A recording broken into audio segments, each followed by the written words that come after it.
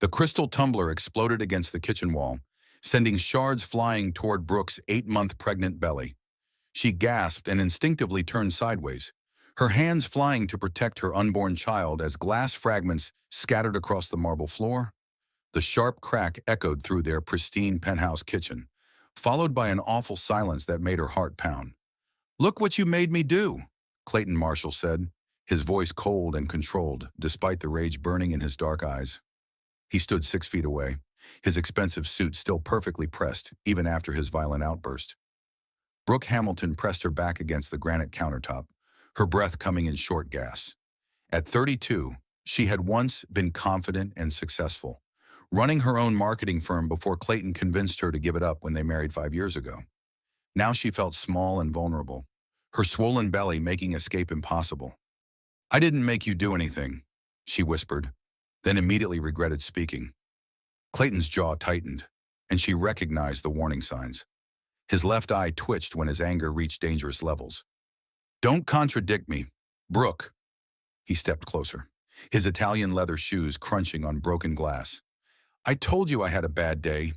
The Meridian deal fell through because of incompetent lawyers, and I come home to my pregnant wife nagging me about counseling." She hadn't been nagging. She'd simply suggested he might want to talk to someone about the stress he'd been under lately.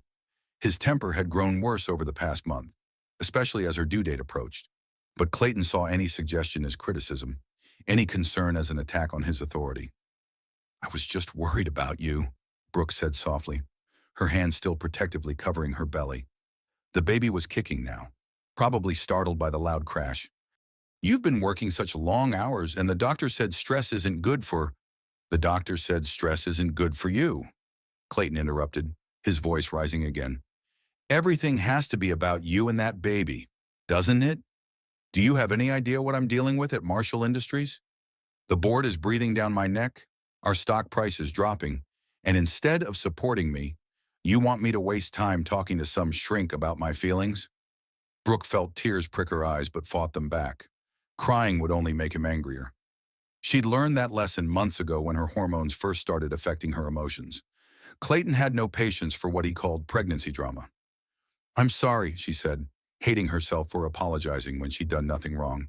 "I know you're under pressure. I just want to help." "You want to help?" Clayton laughed bitterly. "Then stop questioning everything I do. Stop making me feel like a failure in my own home. Do you know what my colleagues think when they see you waddling around at company events? They think I can't control my own wife." The words hit her like physical blows. Control. That's what this had always been about, even when she was too in love to see it clearly. Clayton needed to control everything: her career, her friendships, her family relationships, and now even her pregnancy. "I've gained exactly the weight the doctor recommended," Brooke said quietly, a spark of her old self flickering to life. "And I'm not waddling. I'm 8 months pregnant with your child." Clayton's face darkened. "My child, exactly. Which means you need to start thinking about what's best for this family instead of undermining me at every turn." He moved closer, and Brooke could smell the whiskey on his breath.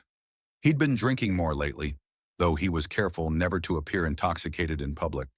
His image as a successful CEO was everything to him. "I've never undermined you," she protested, then flinched as he slammed his palm against the counter next to her head. "You suggested counseling in front of Maria," he hissed, referring to their housekeeper, who came twice a week. "You made me look weak in front of the help. Do you understand how humiliating that is?" Brooke's heart raced. Maria had been putting away groceries when she'd mentioned the counseling idea. But the older woman barely spoke English and certainly hadn't seemed to be listening. Clayton's paranoia about his image had reached new heights lately. "She wasn't even paying attention," Brooke said, trying to keep her voice calm. "And even if she was, wanting to take care of your mental health isn't weak. It's smart." "Don't tell me what's smart," Clayton snapped. "I built a $50 million company from nothing. I think I know a little more about what's smart than a woman who gave up her little marketing business to play house." The cruelty in his voice made her gasp. He'd convinced her to close her business by promising they would start a family right away, and that he wanted her to focus on being a mother? It had taken 3 years to get pregnant, 3 years during which she'd slowly lost touch with her professional contacts and her sense of independence. That little marketing business was successful, she said, surprising herself with the firmness in her voice. I had 12 employees and annual revenue of over $2 million. Clayton's expression turned dangerous. Had being the operative word, now you have nothing except what I give you. And if you don't start showing some gratitude and respect, you might find yourself with even less. The threat hung in the air between them like a poison cloud. Brooke felt the baby kick hard against her ribs, as if responding to her elevated stress levels. She needed to calm down, needed to diffuse this situation before it escalated further. Clayton, please, she said, placing both hands on her belly. The baby can sense when I'm upset. Can we just... The baby, the baby, the baby, he exploded, his face flushing red. I'm so sick of hearing about that baby. My entire life has been turned upside down because of your pregnancy. I can't travel when I need to. I can't entertain clients at home anymore. And I have to listen to you complain about every little ache and pain. I don't complain, Brooke said, her own anger finally breaking through her fear. I've barely said anything about being uncomfortable. Even though my back hurts constantly and I can't sleep, I've gone to every company event you've asked me to attend, even when I was so nauseous I could barely stand. I've supported you through everything. Supported me. Clayton's voice dropped to a menacing whisper. You've been a burden, an embarrassment. Do you know what Richard Morrison said to me at the club last week? He said I looked tired and asked if the pregnancy was taking a toll. Everyone can see that you're dragging me down. Brooke stared at him in shock. This wasn't just about the counseling suggestion or even the stress from work. This was about something much deeper, something that had been growing inside him for months. Are you saying you regret getting me pregnant? She asked, her voice barely audible. Clayton's silence was answer enough. The hurt that crashed over her was so intense it was almost physical. She'd wanted this baby so desperately, had endured fertility treatments and disappointments for years, and he regretted it. I see, she said, straightening her shoulders despite the weight of her pregnancy. So what do you want me to do? Clayton, I can't exactly unpregnant myself. You could start by remembering who's in charge here, he said through gritted teeth. You could stop questioning my decisions and making me look bad. You could act like a grateful wife instead of a victim. I'm not acting like a victim, Brooke said, her voice stronger now. I'm trying to have a conversation with my husband about something that concerns me. If you think that makes me ungrateful, then maybe we have bigger problems than I thought. The words hung between them for a moment, and Brooke saw something shift in Clayton's expression. The mask of controlled anger slipped, revealing something uglier underneath. Bigger problems, he repeated softly. You want to talk about bigger problems? Brooke, here's a bigger problem for you. Before she could react, he grabbed the crystal decanter from the counter and hurled it at the wall above her head. The heavy glass shattered with tremendous force, sending sharp fragments raining down on her. Brooke screamed and dropped to her knees, covering her head with her arms as glass cut into her face and arms. A large shard sliced across her left cheek, and she felt warm blood trickling down her neck. Clayton, she gasped, looking up at him in horror. The baby, for a moment, he stared down at her with an expression she'd never seen before, cold, calculating, and completely without remorse. Then, as if a switch had been flipped, his face crumpled with what looked like genuine shock. Oh, God, he whispered, dropping to his knees beside her. Brooke, I'm sorry. I didn't mean, are you hurt? Is the baby okay? But Brooke was already crawling away from him, glass crunching under her knees as she tried to reach her phone on the far counter. Blood dripped from the cut on her face, and she could feel smaller wounds on her arms where the glass had found its mark. Don't touch me, she said when Clayton reached for her. Don't you dare touch me. Brooke, please, he said, his voice now full of the charm that had once won her heart. I lost my temper. You know how much pressure I'm under. I would never hurt you or the baby on purpose. She managed to grab her phone with shaking hands, her back pressed against the kitchen island. Clayton knelt a few feet away, his expensive suit now wrinkled, his hair disheveled. He looked like the successful businessman he was, not like someone who had just committed an act of violence against his pregnant wife. I need to call someone, Brooke said, blood from her cheek dripping onto her phone screen. Call Dr. Chambers, Clayton said quickly. We'll go to the hospital and make sure everything is okay. I'll tell them you fell. We don't need to. No? Brooke's voice was surprisingly strong. I'm calling my brother. Clayton's face went pale. Brooke, think about what you're doing. Vernon is a trauma surgeon. He'll overreact to a few small cuts. This is between us. We can handle this privately. But Brooke was already dialing. Vernon Hamilton had always been protective of her, ever since they were children and their father died in a car accident. He'd warned her about Clayton's controlling tendencies when they first started dating, though she'd been too in love to listen. Now, as she listened to the phone ring, she realized that her 8-month pregnant belly had probably saved her life.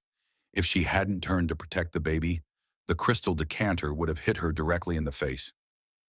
Vernon, she said when he answered, her voice barely a whisper. He hurt me. Vernon. The baby. Doctor. Vernon Hamilton was reviewing surgery notes in the trauma bay when his phone rang. He almost didn't answer. He was covering the emergency department tonight and couldn't afford distractions. But when he saw Brooke's name on the screen, some instinct made him pick up. Vernon. Her voice was so quiet he could barely hear her. He hurt me. Vernon. The baby. The medical chart dropped from his hands. Brooke, what happened? Where are you? Home, she whispered, and he could hear the pain in her voice. Glass everywhere. I'm bleeding. Vernon was already grabbing his keys, heading for the exit. At 38, he'd seen enough trauma to know when someone was in real danger. His sister's voice carried the shock and fear of a victim, not someone who'd had a simple accident. Are you having contractions? He asked, switching to doctor mode while his heart raced with sibling panic. Any abdominal pain? Dizziness? I don't think so, Brooke said. But there's blood on my face, and I can feel cuts on my arms. Clayton threw something, and it shattered. Clayton threw something.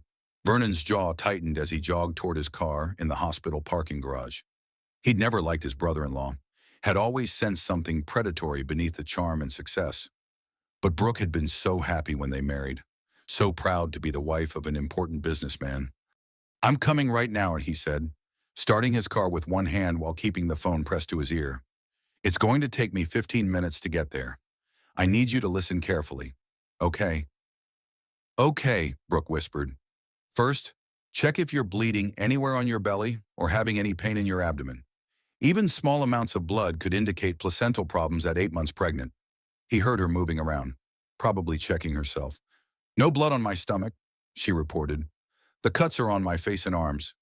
Good. Now, are you having any contractions? Even mild cramping could be a sign that the shock triggered early labor. I don't think so, she said. The baby's moving a lot, kicking more than usual. That's actually good news.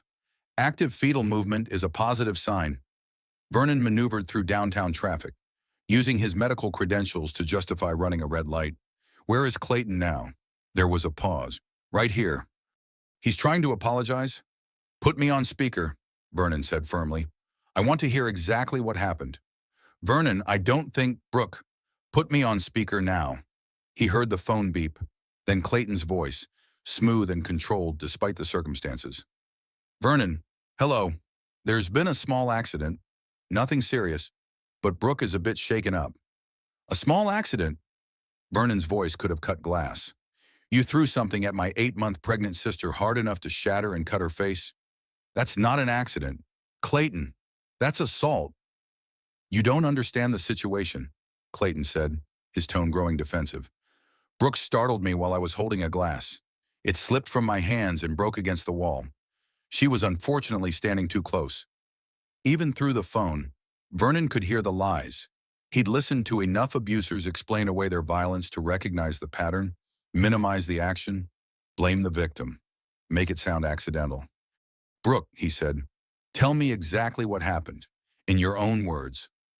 Vernon, maybe we should discuss this later, Clayton interrupted. Brooke needs medical attention, not an interrogation. I'm the doctor here, Vernon snapped. And right now I need to assess whether my sister and her baby are in immediate danger. Brooke, talk to me. Brooke's voice was shaky but clear. We were arguing about counseling. I suggested he might want to talk to someone about his stress levels. He got angry and threw his whiskey glass at the wall, Then grabbed the crystal decanter and threw that too. I turned to protect my belly and glass cut my face and arms. Vernon felt cold rage washing over him. This wasn't an accident or a moment of clumsiness. This was deliberate violence against a pregnant woman. "Has this happened before?" he asked, though he already suspected the answer. "Vernon, this is hardly the time for family therapy," Clayton said before Brooke could respond. "We should be focusing on getting her medical care. I'll decide what she needs," Vernon said. "Brooke, has he hurt you before?" The silence stretched so long that Vernon thought the call had dropped. Then Brooke spoke, her voice barely audible. "Not like this," she whispered. "Never with glass or anything that would leave marks." Vernon's hands tightened on the steering wheel. Not like this implied there had been other incidents. Other forms of violence that hadn't required medical attention. He thought about all the times Brooke had canceled family dinners at the last minute. All the bruises he'd noticed that she'd explained away as pregnancy clumsiness. "I'm 2 minutes away," he said. "Brooke, I want you to gather anything you might need for a hospital stay, your insurance cards, some comfortable clothes, your phone charger. Don't worry about much else." "That's not necessary," Clayton interjected. "I can drive her to the hospital myself." "There's no need to involve—" "You're not driving anywhere," Vernon cut him off. "And you're certainly not going to the hospital with her. You've done enough damage for one night." "Now listen here," Clayton said, his voice hardening. "I understand you're concerned about your sister, but I'm her husband. You don't get to make decisions about her medical care or who she sees." Vernon pulled into the parking garage of Brooke's luxury high-rise building. "Actually, as a licensed physician responding to a domestic violence situation, I have both the authority and the obligation to ensure she receives appropriate care. And as her brother, I have the right to protect her from further harm." He parked and took the elevator to the penthouse floor, his medical bag in one hand and his phone in the other. The elevator seemed to move impossibly slowly, and he found himself praying something he rarely did, that Brooke and the baby would be okay. When the elevator doors opened, he could hear voices from down the hall. Brooke's apartment door was slightly ajar, and he could see glass glittering on the floor even from the doorway. "Brooke," he called, stepping carefully into the foyer. "In the kitchen," she replied weakly. What Vernon saw when he entered the kitchen made his professional composure crack. Brooke sat on the floor against the kitchen island. Blood dried on her left cheek and smaller cuts visible on both arms. Broken crystal and glass covered the marble floor, in a pattern that suggested multiple impacts. The damage was extensive enough that it could only have been caused by deliberate force. Clayton stood across the room, his suit disheveled but otherwise unmarked. He watched nervously as Vernon knelt beside his sister and opened his medical bag. "Let me see," Vernon said gently, tilting Brooke's face toward the light. The cut on her cheek was about 2 inches long, but not deep enough to require stitches. More concerning were the multiple smaller cuts on her arms and the way she held herself protectively around her belly. "Any abdominal pain at all?" he asked, checking her pulse. "No, just the baby moving a lot," Brooke said. "But Vernon, I'm scared. What if something's wrong that we can't see?" "We're going to find out," he assured her, pulling out his phone to call for an ambulance. "I want you transported properly, with monitors for both you and the baby." "That's not necessary," Clayton said quickly. "I can drive her to the hospital. There's no need for an ambulance and all the attention that brings." Vernon looked up at his brother-in-law with undisguised contempt. "Attention? You mean the kind of attention that comes when medical professionals document domestic violence, the kind that leaves a paper trail?" "I resent the implication," Clayton said, his voice cold. "This was an accident, and I don't appreciate you turning it into something sinister." "The evidence speaks for itself," Vernon replied, taking photos of Brooke's injuries with his phone. "These injury patterns are consistent with flying glass from a high-velocity impact. The distribution suggests multiple objects were thrown with significant force." As he spoke, Vernon continued his examination, checking Brooke's blood pressure and listening to the baby's heartbeat with a portable fetal Doppler from his bag. The baby's heart rate was elevated but strong, and Brooke's vital signs were stable. "The baby sounds good," he told her, "but I want you monitored at the hospital for several hours to make sure there are no complications from the stress." "Vernon," Brooke said quietly, "there's something else." Clayton stepped forward. "Brooke, I don't think—" "This isn't the first time," she continued, ignoring her husband. "He's never used objects before. but he's pushed me, grabbed me hard enough to leave bruises. I just told myself it wasn't that bad because he never hit me with his hands. Vernon felt something cold settle in his stomach. Domestic violence often escalated during pregnancy, when the abuser felt threatened by the coming changes to the family dynamic. If Clayton had been using force before, tonight's incident represented a dangerous escalation. "We need to get you to the hospital now," he said, helping Brooke to her feet. "And we need to call the police." "Absolutely not," Clayton said sharply. "I forbid it. This is a private family matter, and I won't have my reputation destroyed over a misunderstanding." "Your reputation?" Vernon stared at him incredulously. "Your pregnant wife is bleeding from glass cuts you inflicted, and you're worried about your reputation." "I'm worried about what's best for this family," Clayton replied. "Brooke depends on me financially. If this gets out, if it affects my business, she and the baby will suffer too." Vernon recognized the manipulation tactic, making the victim responsible for the consequences of reporting the abuse. It was a classic move designed to maintain control even after violence had been exposed. "Brooke doesn't depend on you," Vernon said firmly. "She has family who will support her, and she has legal rights to marital assets. You're not her savior, Clayton. You're her abuser." The word hung in the air like a physical presence. Abuser. Vernon watched Clayton's face cycle through expressions: surprise, anger, calculation, and finally a kind of cold fury that made him step protectively in front of his sister. "I think you need to leave," Clayton said quietly. "This is my home, and I want you out." "I'm not going anywhere without Brooke," Vernon replied. "And neither are you. She's coming with me to the hospital, and then we're going to discuss what happens next." "Actually," Brooke said, her voice stronger than it had been all evening, "I think I'd like to stay with Mom tonight. After the hospital, I mean—" Clayton's face went white. "Brooke, you can't be serious. You live here. Your life is here. You can't just run home to Mommy every time we have a disagreement." "A disagreement?" Vernon repeated. "You threw heavy objects at your pregnant wife. That's not a disagreement. It's assault." The sound of the elevator arriving interrupted their conversation. Vernon had called for an ambulance while examining Brooke, and now he could hear paramedics in the hallway. "Remember," he told his sister quietly, "tell them exactly what happened. Don't let him make you minimize this." As the paramedics entered with their equipment, Vernon realized this was just the beginning. The next few hours would determine whether Brooke and her baby would be safe, and whether Clayton would face any consequences for his actions. But looking at his sister's face bruised, cut, but finally showing a spark of the determination he remembered from their childhood, Vernon felt a small flicker of hope. Maybe tonight would be the night Brooke finally saw Clayton for what he really was. The paramedics began their assessment, and Vernon stepped back to let them work. But he kept his eyes on Clayton, watching for any sign that he might try to control the narrative or manipulate the situation further. This was far from over. The ambulance ride to Metropolitan General Hospital felt endless, despite taking only 8 minutes. Vernon sat beside the stretcher holding Brooke's hand, while the paramedic monitored both her vital signs and the baby's heartbeat through a portable fetal monitor. "Blood pressure is elevated but stable," the paramedic reported.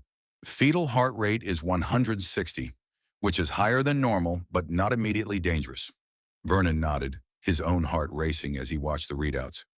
At 8 months pregnant, any stress on Brooke's system could trigger complications. The cuts on her face and arms were relatively minor, but the psychological trauma of being attacked by her husband could have serious medical consequences. "Any contractions?" Vernon asked his sister for the third time. "I don't think so," Brooke replied, but her voice was uncertain. "I feel some tightness in my belly, but it might just be the baby moving." The ambulance pulled into the hospital emergency bay, and Vernon felt a mix of relief and dread.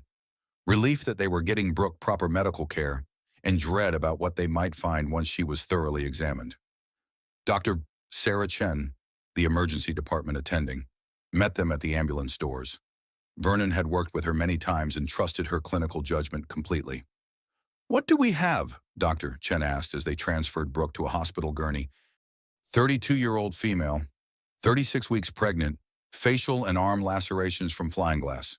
Vernon reported, automatically shifting into professional mode.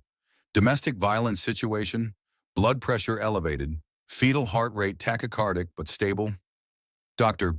Chen's expression hardened slightly at the words, domestic violence. She'd seen too many cases like this, and Vernon knew she would be thorough in her examination and documentation. Let's get her to Trauma Bay 3, Dr. Chen said. I want continuous fetal monitoring and a full OB consult. Have Dr. Chambers paged immediately. As they wheeled Brooke through the emergency department, Vernon noticed Clayton entering through the main doors. He'd driven himself to the hospital and was now striding toward them with the kind of confident authority he used in business meetings. Excuse me, Clayton said to Dr. Chen. I'm Clayton Marshall, Brooke's husband. I need to know what's happening with my wife and baby. Dr. Chen looked at Vernon, who shook his head slightly. Mr. Marshall, I'm Dr. Chen. Right now, we're taking your wife for examination. You can wait in the family area, and we'll update you when we have more information. I want to be with her, Clayton insisted. I have the right to be involved in her medical care.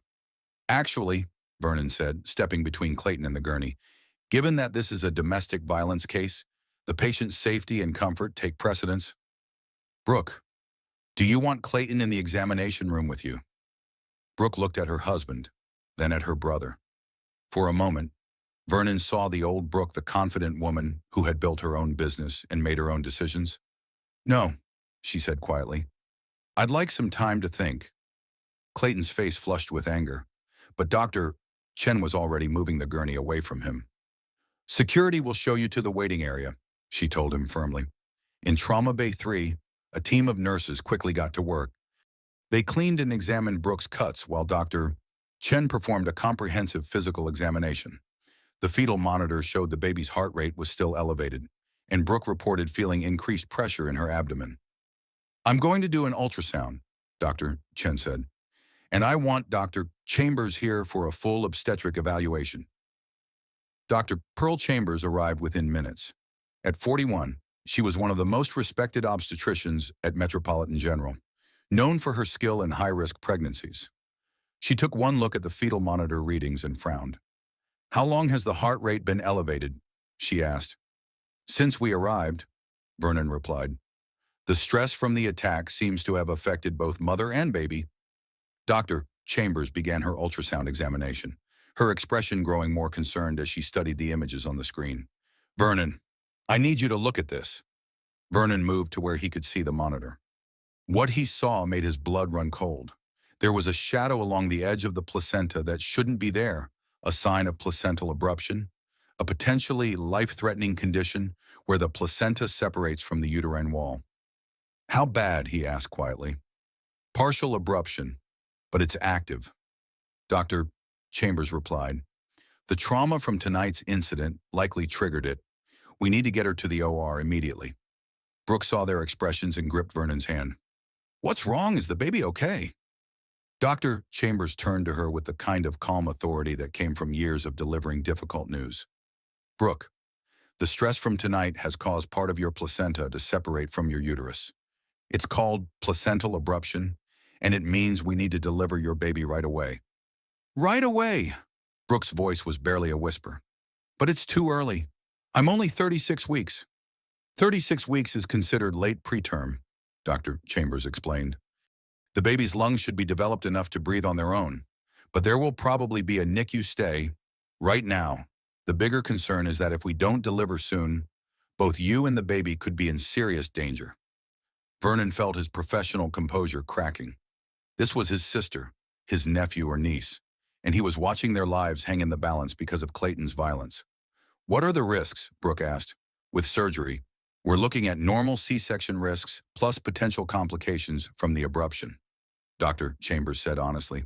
Without surgery, the bleeding could become life-threatening for both of you. We need to move fast. The trauma bay erupted into controlled chaos as nurses prepared Brooke for emergency surgery. Vernon found himself pushed aside as the team worked, but he could hear Dr. Chambers on the phone with the anesthesiologist and NICU team. Vernon, Brooke called out as they prepared to move her to the operating room. If something happens to me, promise me you won't let Clayton control what happens to the baby? Nothing's going to happen to you, Vernon said firmly, but he could see the fear in her eyes. But I promise, I'll protect both of you. As they wheeled Brooke toward the elevator, Vernon caught sight of Clayton in the waiting area. He was pacing and talking on his phone, probably making business calls even as his wife faced emergency surgery. The image filled Vernon with a rage so pure it was almost blinding. "Dr. Hamilton," Dr. Chambers said, approaching him as the elevator doors closed. "I know this is your sister, but I need you to understand the gravity of the situation. Placental abruption at this stage has about a 15% chance of serious maternal complications and a 20% chance of fetal distress requiring intensive intervention." Vernon nodded, his throat too tight to speak. As a trauma surgeon, he understood the statistics. As a brother, they were meaningless numbers that couldn't capture his terror at possibly losing Brooke and her baby. "She's strong and healthy otherwise," Dr. Chambers continued. "That works in her favor, but I want you to be prepared for any outcome." 20 minutes later, Vernon sat in the surgical waiting area, still wearing his scrubs from his own shift that had ended hours ago. Clayton had stopped pacing and now sat rigidly in a chair across the room, his phone finally silent. "How long do these things usually take?" Clayton asked, his voice carefully controlled. "Depends on complications," Vernon replied without looking at him. "Could be 30 minutes, could be 2 hours." "This is all very dramatic," Clayton said, "but you're overreacting to what was essentially an accident. Brooke will recover, the baby will be fine, and we can put this whole misunderstanding behind us." Vernon turned to stare at his brother-in-law. "Misunderstanding, Clayton. Your wife is in emergency surgery because of injuries you inflicted. This isn't going away." "I've spoken to my attorney," Clayton said. "Brooke was clearly distraught and confused when she spoke to you. Pregnancy hormones can cause women to misinterpret situations, and trauma can alter memory. No one will believe she was deliberately attacked." The casual way he discussed manipulating the situation made Vernon's hands clench into fists. "Are you seriously planning to gaslight a woman who's fighting for her life right now?" "I'm planning to protect my family," Clayton replied, "which includes protecting Brooke from making accusations she'll regret when she's thinking more clearly." Before Vernon could respond, Dr. Chambers emerged from the surgical suite, still in her surgical gown. Her expression was cautiously relieved. "The baby is stable," she announced. "A girl, 5 pounds 3 ounces, breathing on her own but headed to the NICU for observation. Brooke did well during surgery, but we discovered more internal bleeding than the ultrasound showed. She's stable now, but the next few hours will be critical." Vernon felt his knees go weak with relief and residual fear. "Can I see her?" "She's in recovery now. Give us about 30 minutes to get her settled, then you can visit briefly." "What about the baby?" Clayton asked. "When can I see my daughter?" Dr. Chambers looked between the two men, clearly sensing the tension. "The NICU has specific visiting policies. Immediate family can visit, but given the circumstances of the delivery, we'll need to discuss the arrangement with social services." Clayton's face darkened. "Social services? What do they have to do with anything?" "Domestic violence cases involving pregnant women automatically trigger certain protocols," Dr. Chambers explained. "It's hospital policy to ensure the safety of both mother and child." "This is ridiculous," Clayton said, standing abruptly. "I demand to speak to the hospital administrator. I won't be treated like a criminal because of wild accusations from a woman who's clearly not thinking straight." Vernon stood as well, his patience finally snapping. "Those wild accusations are documented medical evidence. Clayton, the injury patterns, the glass fragments, the witness statements, it all points to deliberate violence against a pregnant woman." "You have no proof of intentional harm," Clayton shot back. "And when Brooke recovers and remembers what really happened, this whole fantasy will collapse." "Mr. Marshall," Dr. Chambers interrupted, "I think it would be best if you spoke with our social worker before attempting to visit either your wife or daughter. There are procedures we need to follow."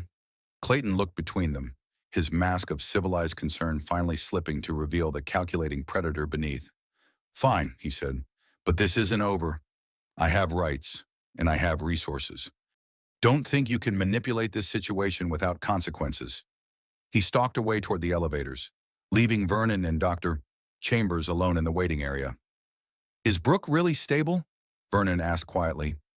"She's stable but not out of the woods," Dr. Chambers admitted. "The internal bleeding was more extensive than we initially thought. We got it under control. But she lost a significant amount of blood. She'll need monitoring for the next 24 hours. Vernon sank back into his chair, the weight of the evening finally hitting him. His sister had nearly died.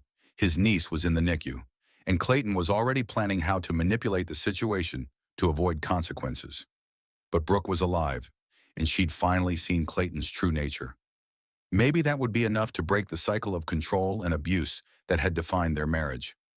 Vernon closed his eyes and allowed himself a moment of hope. The worst might be over, but the real fight was just beginning.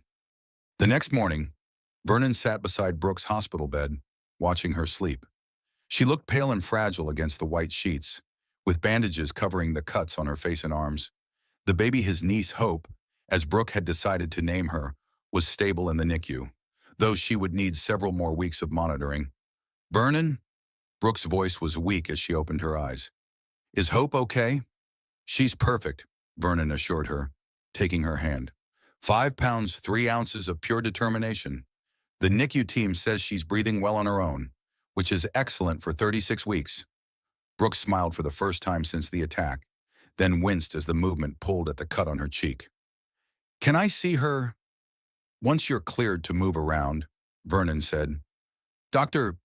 Chambers wants to monitor you for another day because of the blood loss." "Blood loss?" Brooke looked confused. "I thought the surgery went well." Vernon hesitated, then decided she deserved the truth. "You had more internal bleeding than we initially realized. The placental abruption was more severe than the ultrasound showed. You lost about 1 liter of blood during surgery." Brooke was quiet for a moment, absorbing this information. "Clayton's attack could have killed us both." "Yes," Vernon said simply. There was no point in sugarcoating the reality. "Where is he now?" "Downstairs talking to the social worker and hospital security. He's been demanding to see you and Hope, but hospital policy requires a safety evaluation first." Brooke closed her eyes. "He's going to be furious about the involvement of social services. He hates anything that might affect his public image. His image should be the least of his concerns right now." Vernon said, "Brooke, I documented your injuries last night, and I've been in contact with Detective Gary Thornton from the Domestic Violence Unit. They want to interview you when you're feeling stronger." "Police!" Brooke's eyes snapped open. "Vernon, I'm not sure I'm ready for that." "You don't have to decide anything right now," Vernon said gently. "But I want you to understand your options. What Clayton did was assault, and in many states, domestic violence during pregnancy carries enhanced penalties." Before Brooke could respond, there was a knock at the door. Nurse Colleen Murphy, one of Vernon's colleagues from the trauma department, peered in. "Sorry to interrupt," Colleen said, "but there's been a situation downstairs. I thought Dr. Hamilton should know." Vernon stepped into the hallway with her. Colleen was 29 and had worked trauma nursing for 5 years. She'd seen enough domestic violence cases to recognize the warning signs. "What kind of situation?" Vernon asked. "Mr. Marshall tried to force his way into the NICU," Colleen reported. "Security had to remove him. He was demanding to see the baby and claiming that hospital staff were violating his parental rights." Vernon felt a chill. Attempting to bypass hospital security was escalation behavior, a sign that Clayton was losing control and becoming more desperate. "There's more," Colleen continued. "He cornered Maria Santos, the social worker, in the elevator and tried to intimidate her into changing her assessment. He told her that he had connections on the hospital board and could have her fired." "Did he threaten her directly?" "Not in so many words, but Maria was pretty shaken up. She's been doing this for 15 years and says she's never had a family member act so aggressively during an evaluation." Vernon rubbed his forehead, feeling a headache building. Clayton was showing all the classic signs of an abuser whose control was slipping, escalating demands, attempts at intimidation, threats against support systems. "Where is he now?" "Hospital security escorted him off the premises about an hour ago," Colleen said. "But Vernon, there's something else you should know. I overheard him on the phone in the parking garage before security removed him. He was talking to someone about controlling the narrative and managing the situation before it gets out of hand." Vernon felt his blood chill. In his experience, when abusers started talking about controlling narratives, it usually meant they were planning to discredit their victims or manipulate evidence. Did he see you listening? I don't think so. I was coming back from break and heard him through the stairwell door. But Vernon, he sounded different, cold and calculating, not like the charming businessman he usually pretends to be. Vernon thanked Colleen and returned to Brooke's room, his mind racing. Clayton's behavior was escalating exactly as he'd feared it would. The mask was coming off, revealing the predator beneath the polished exterior. What was that about? Brooke asked when he sat back down. Vernon debated how much to tell her, then decided she needed to understand the situation fully. Clayton tried to force his way into the NICU and threatened the social worker. Hospital security had to remove him. Brooke's face went pale. He threatened the social worker, Vernon. He's never done anything like that before. He's always been so careful about his public image. That's exactly what worries me, Vernon said. When abusers start acting out in public, it usually means they're losing control, and desperate people do dangerous things. You think he might try to hurt me again? I think he's going to try to manipulate the situation to make you look unstable or unreliable, Vernon said. He was talking on the phone about controlling the narrative. That suggests he's planning some kind of campaign to discredit you. Brooke was quiet for several minutes, staring at the ceiling. When she finally spoke, her voice was stronger than it had been since the attack. Vernon, I need to tell you something. About our marriage. About things that have been happening for months. What kind of things? Financial control, for starters, Brooke said. About 2 years ago, Clayton convinced me to put all our accounts in his name for tax efficiency. I haven't had access to my own money since then. Vernon felt his anger building again. Financial abuse was often the foundation that made other forms of control possible. What about your inheritance from Dad's life insurance? Clayton invested it in his company, Brooke said quietly. He said it would give us a better return than traditional investments. But I don't have any documentation of that investment, and when I've asked about it, he says I don't understand the complexities of business finance. Brooke, that inheritance was over $200,000. I know. Tears started forming in her eyes. Vernon, I think I've been incredibly stupid. All these years, I thought I was living this glamorous life as the wife of a successful CEO, but I don't own anything. I don't have any money. I don't even have access to our joint checking account. Vernon's hands clenched into fists. Clayton hadn't just been physically and emotionally abusive. He'd been systematically stripping Brooke of her financial independence and security. There's more, Brooke continued. The social isolation started gradually. First, he convinced me that my business was too stressful and I should focus on starting a family. Then he started criticizing my friends, saying they were jealous of our success or bad influences. Over the past year, I've barely seen anyone except at his company events. What about Mom? You've been visiting her regularly. Only when Clayton was traveling, Brooke admitted. He said family dinners were boring and that Mom was too critical of him. I've been lying to both of you, making excuses about why he couldn't come or why I had to leave early. Vernon realized that Clayton had been methodically destroying Brooke's support systems, isolating her from anyone who might recognize the abuse or offer help. It was a textbook pattern, executed with the precision of someone who understood exactly what he was doing. Brooke, none of this is your fault, Vernon said firmly. Clayton is a practiced manipulator. He targeted you specifically because you're successful and independent. Those are threats to his need for control. But I let it happen, Brooke said, tears flowing freely now. I gave up my business, my friends, my financial independence. I turned myself into exactly the kind of victim he wanted. You trusted your husband, Vernon said. That's what marriage is supposed to be about. Clayton violated that trust systematically and deliberately. There was another knock at the door, and Detective Gary Thornton entered after being waved in by Vernon. At 52, Thornton was a veteran of the domestic violence unit with gray hair and kind eyes that had seen too much. Ms. Hamilton, he said gently, I'm Detective Thornton. I understand you've been through a traumatic experience, and I don't want to pressure you, but if you're willing to talk, I'd like to hear what happened last night. Brooke looked at Vernon, who nodded encouragingly. It's your choice, he said, but Detective Thornton specializes in domestic violence cases. He understands what you're going through. What happens if I tell you everything? Brooke asked the detective.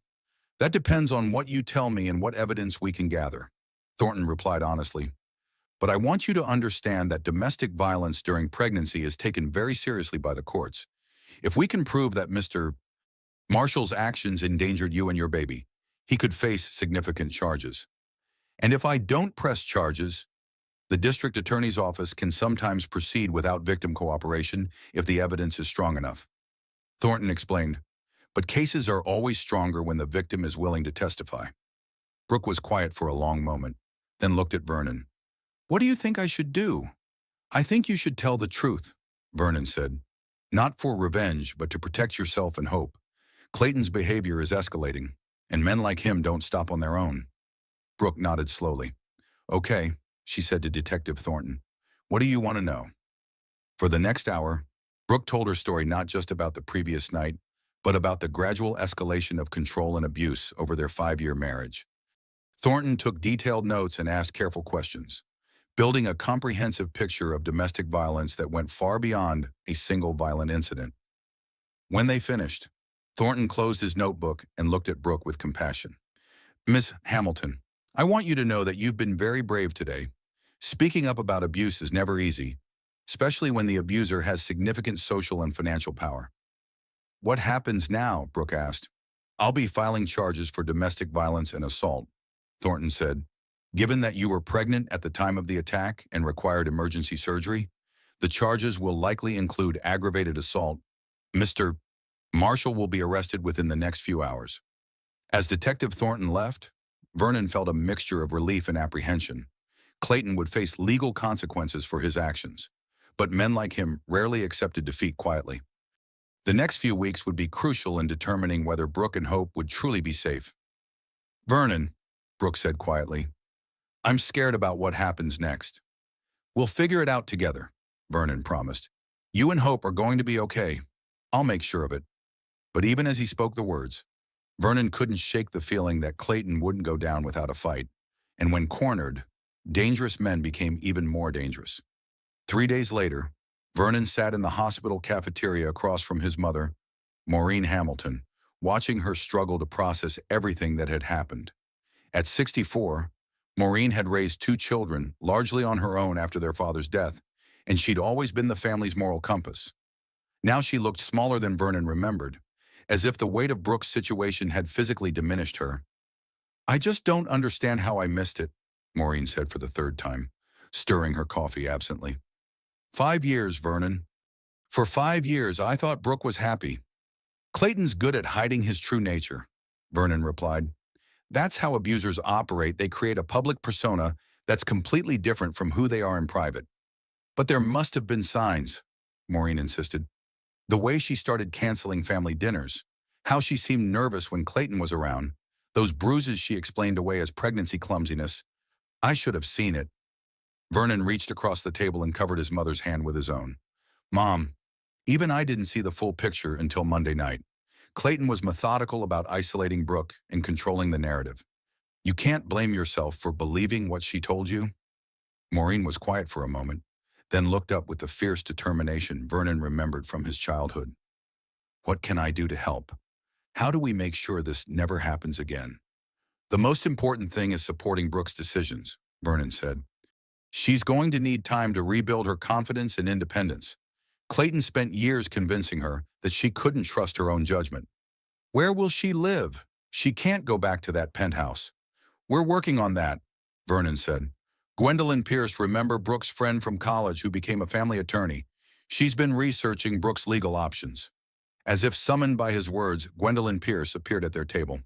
At 45, Gwen had built a successful practice specializing in family law and domestic relations.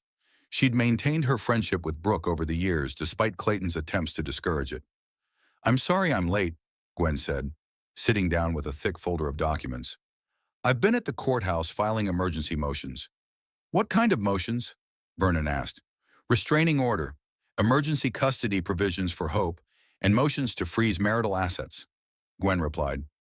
Clayton's been liquidating accounts since Tuesday. He's moved over $300,000 to offshore holdings in the past 48 hours. Vernon felt his blood pressure spike. He's hiding money. Not just hiding it, stealing it, Gwen said grimly. I've been reviewing the financial records that Brooke gave me access to, and the pattern is clear. He's been systematically moving assets out of her reach for months, probably planning for this contingency. Maureen looked confused. What does that mean exactly? It means Clayton has been planning to leave Brooke with nothing if she ever tried to leave him. Gwen explained.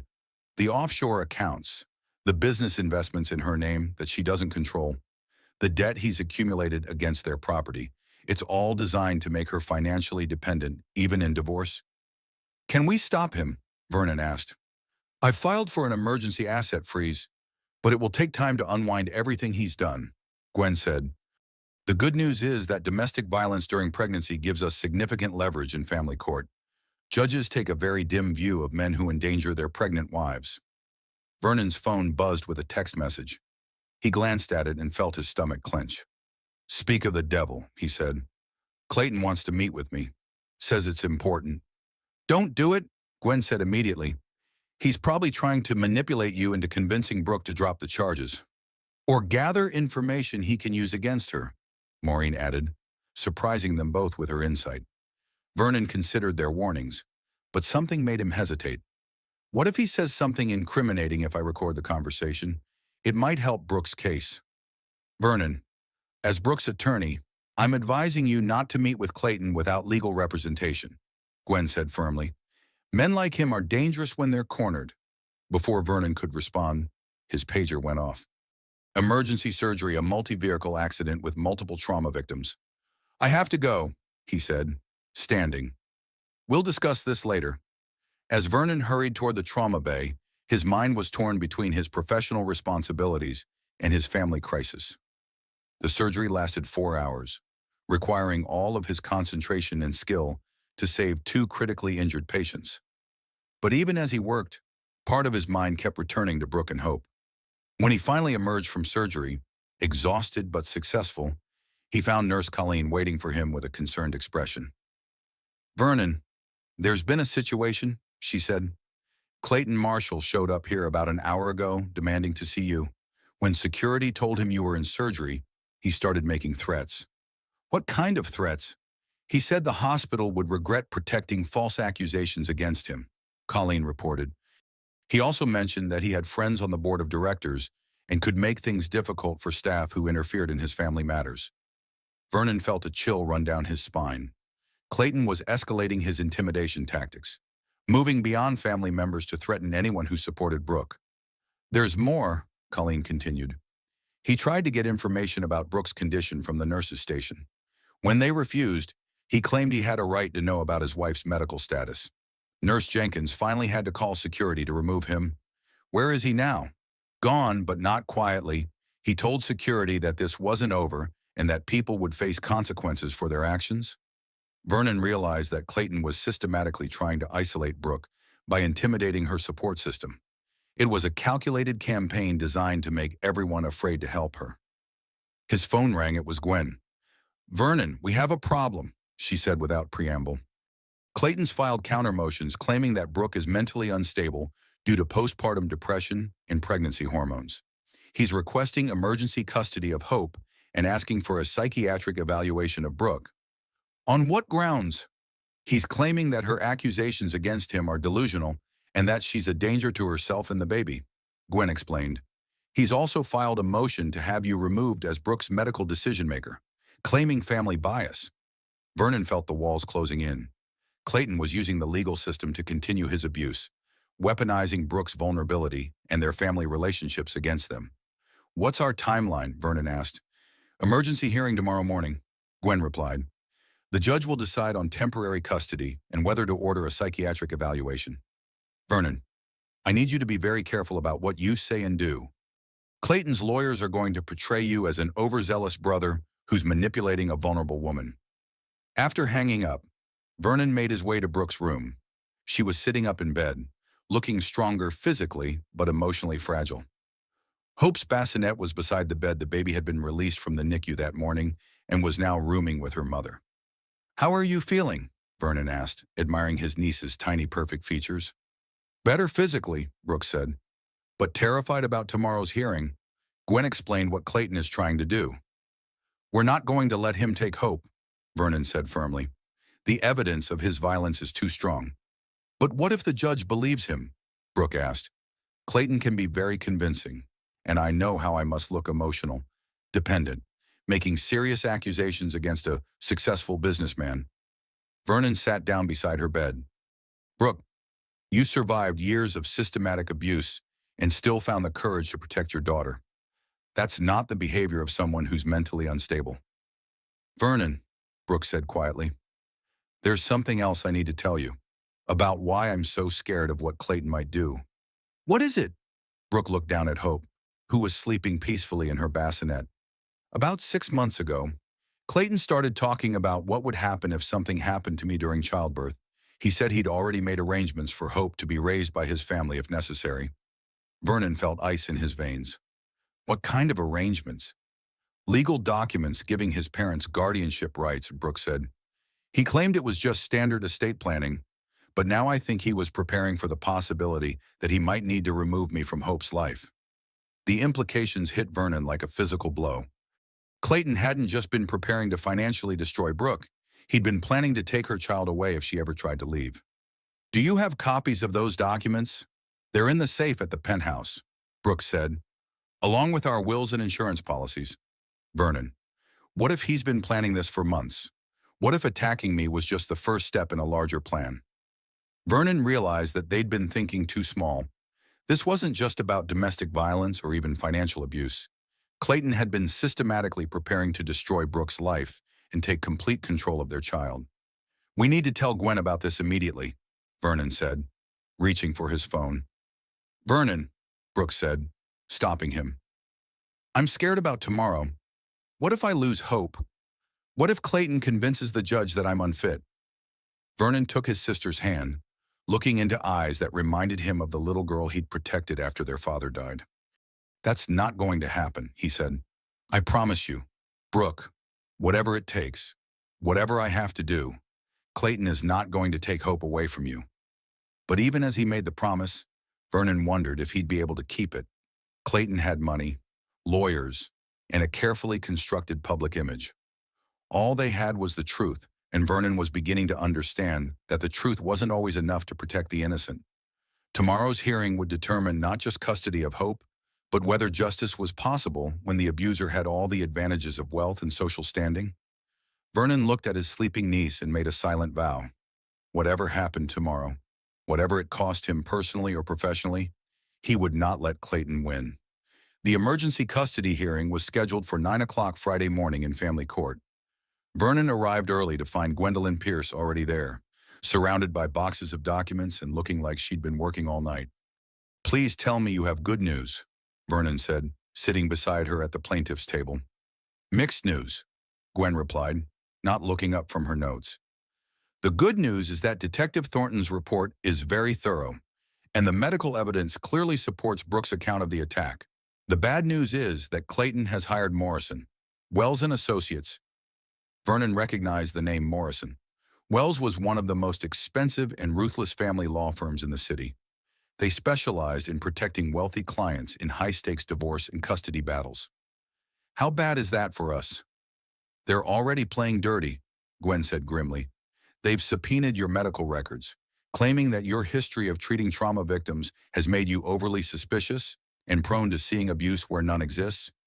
That's ridiculous. It doesn't matter if it's ridiculous, it's their strategy. Gwen explained. They're going to portray you as an emotionally compromised brother who's manipulating his vulnerable sister. They've also hired a forensic accountant to claim that Brooke's accusations about financial abuse are motivated by greed. Before Vernon could respond, the courtroom doors opened and Clayton entered with his legal team. Vernon was struck by how different his brother-in-law looked. Gone was the disheveled, angry man from the hospital. Today, Clayton was immaculately groomed, wearing a perfectly tailored suit and an expression of wounded dignity. Behind Clayton came an older couple Vernon didn't recognize, well-dressed, conservative, with the kind of understated wealth that spoke of old money. The woman had Clayton's eyes and the same calculating expression. Clayton's parents, Gwen whispered, Margaret and Charles Marshall. They're here to testify about their son's character and their willingness to help raise Hope if Brooke is deemed unfit. Vernon felt his stomach clench. Clayton wasn't just fighting for custody, he was building a case to have Brooke declared an unfit mother so his family could take complete control of Hope. Judge Dorothy Fairfield entered the courtroom, and Vernon felt a small spark of hope. At 58, Judge Fairfield had a reputation for being tough but fair, especially in cases involving domestic violence. She'd been a prosecutor before becoming a judge and understood the dynamics of abuse. This is an emergency hearing regarding temporary custody of Hope Marshall. Born Monday night to Brooke Hamilton and Clayton Marshall, Judge Fairfield began. Mr. Morrison, you filed a motion for emergency custody. Please present your argument. Robert Morrison, Clayton's lead attorney, stood with the confidence of someone who'd won most of his cases through intimidation and superior resources. Your Honor, we're here today because of false and malicious accusations made by Mrs. Marshall against my client. These accusations appear to be the result of postpartum psychological distress combined with a family member's inappropriate influence. Vernon watched as Morrison painted a picture of Brooke as an unstable woman being manipulated by her overzealous brother. He cited the stress of fertility treatments, the hormonal changes of pregnancy, and the trauma of emergency surgery as factors that had compromised her judgment. Furthermore, Morrison continued, Mrs. Marshall has been unable to provide for herself financially and has demonstrated poor decision-making regarding the family's assets. Mr. Marshall's parents are prepared to provide a stable, secure environment for baby Hope, while Mrs. Marshall receives the psychiatric care she clearly needs. When Morrison finished, Gwen stood to present their case. She methodically laid out the evidence of Clayton's abuse, the medical records, the police report, the pattern of financial control, and the systematic isolation of Brooke from her support systems. Your Honor, Gwen concluded, this is not a case of postpartum depression or family manipulation. This is a classic pattern of domestic violence that escalated to the point where Mr. Marshall's actions required emergency surgery to save both mother and child. The evidence is overwhelming and objective. Judge Fairfield reviewed the documents for several minutes before speaking. I'd like to hear testimony from the parties involved. Mrs. Marshall, are you prepared to testify today? Brooke stood from where she'd been sitting behind the defense table. She still looked pale and fragile, with visible bandages on her face and arms, but her voice was steady when she spoke. Yes, Your Honor. I'm ready. For the next hour, Brooke recounted the progression of abuse in her marriage from the subtle control and isolation to the escalating violence that culminated in Monday night's attack. She spoke clearly and calmly, providing specific examples and dates whenever possible. Morrison's cross-examination was brutal. He questioned every detail of her account, suggested that pregnancy hormones had affected her memory, and implied that her injuries could have been self-inflicted for attention, but Brooke remained composed, never becoming defensive or emotional despite the aggressive questioning. Mrs. Marshall, Morrison said in conclusion, isn't it true that you stand to gain millions of dollars in a divorce settlement if these accusations are believed? I don't want millions of dollars, Brooke replied quietly. I want my daughter to be safe. I want to rebuild my life without fear. Money can't undo what Clayton did to us. When it was Vernon's turn to testify, Morrison immediately attacked his credibility. Dr. Hamilton, isn't it true that you've disliked my client since he began dating your sister? I was concerned about some of his controlling behaviors, Vernon admitted, but I hoped I was wrong. And isn't it true that your experience treating trauma victims has made you prone to seeing violence and abuse in normal disagreements? No, Vernon said firmly. My experience has taught me to recognize the signs of systematic abuse. What I saw Monday night wasn't a disagreement, it was attempted murder. The phrase hung in the courtroom like a thunderclap. Morrison objected, but Judge Fairfield allowed the statement to stand. Dr. Hamilton, she said, please explain why you believe this was attempted murder rather than domestic violence. Vernon took a deep breath. Your Honor, the glass fragments from the attack showed high-velocity impact patterns consistent with objects thrown with significant force. The placement of the injuries and the amount of broken glass suggested multiple impacts deliberately aimed at causing maximum damage. In my medical opinion, if Mrs. Marshall hadn't turned to protect her belly, the crystal decanter would have struck her directly in the head or face with potentially fatal results. Judge Fairfield made notes as Vernon spoke. When he finished, she called a recess to review all the evidence and testimony. During the break, Vernon noticed Clayton's parents approaching Gwen and Brooke. Margaret Marshall was a small, elegant woman with steel gray hair and cold eyes. "Mrs. Pierce," Margaret said in a cultured voice, "perhaps we could discuss a reasonable arrangement that would benefit everyone, especially little Hope." "What kind of arrangement?" Gwen asked suspiciously. "Clayton is obviously going through a difficult time," Margaret continued. "Perhaps if Brooke were willing to undergo voluntary psychological evaluation and treatment, we could arrange for supervised visitation while Hope stays with us temporarily." Vernon saw the trap immediately. They wanted Brooke to voluntarily surrender custody while submitting to psychological evaluation that they would use to declare her permanently unfit. "Mrs. Marshall," Brooke said quietly, "I appreciate your concern, but Hope belongs with her mother." Margaret's pleasant expression didn't change, but her voice turned icy. "My dear, you're clearly not thinking rationally. You've made serious accusations against our son that could destroy his career and reputation. Surely you can see that some sort of mental health intervention is necessary."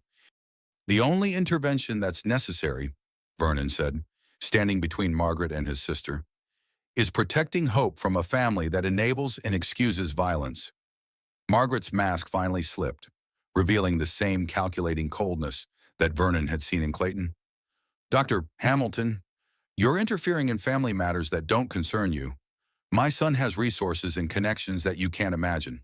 It would be wise to consider what's best for everyone involved." The threat was subtle but unmistakable. Vernon realized that Clayton's entire family was involved in the campaign to discredit Brooke and take control of Hope. Judge Fairfield returned to the courtroom and called everyone to order. "After reviewing all the evidence and testimony," she began, "I'm prepared to make my ruling on temporary custody."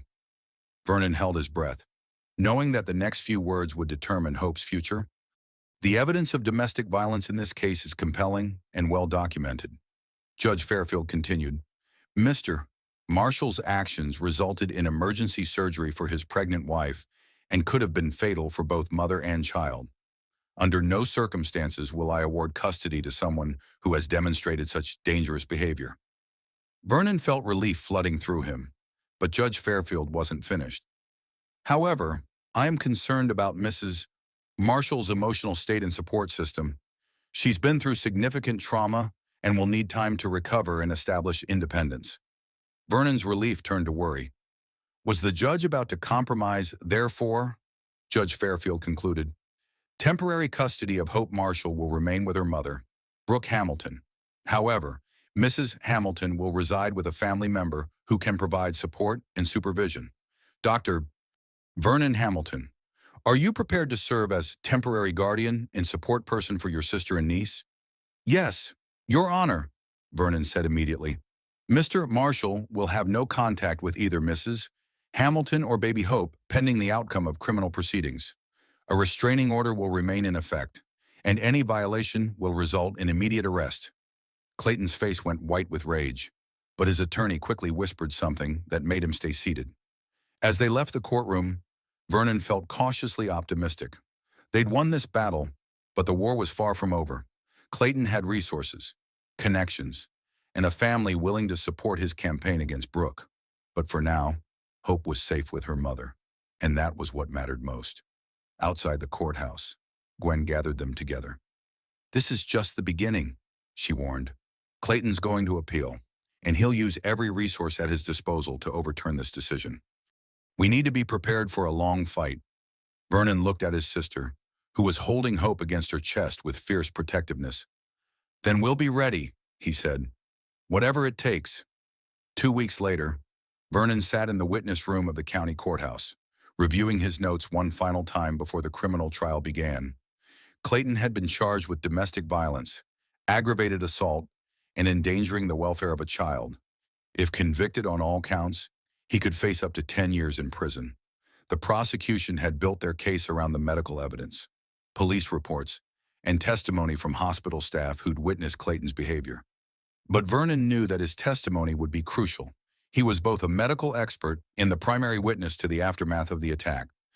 District Attorney Sarah Kim had been preparing him for the defense's strategy. "They're going to attack your objectivity," she'd warned. "Morrison will claim that you're too emotionally involved to provide reliable testimony, and that your bias against Clayton has colored your medical assessment The medical evidence speaks for itself, Vernon had replied.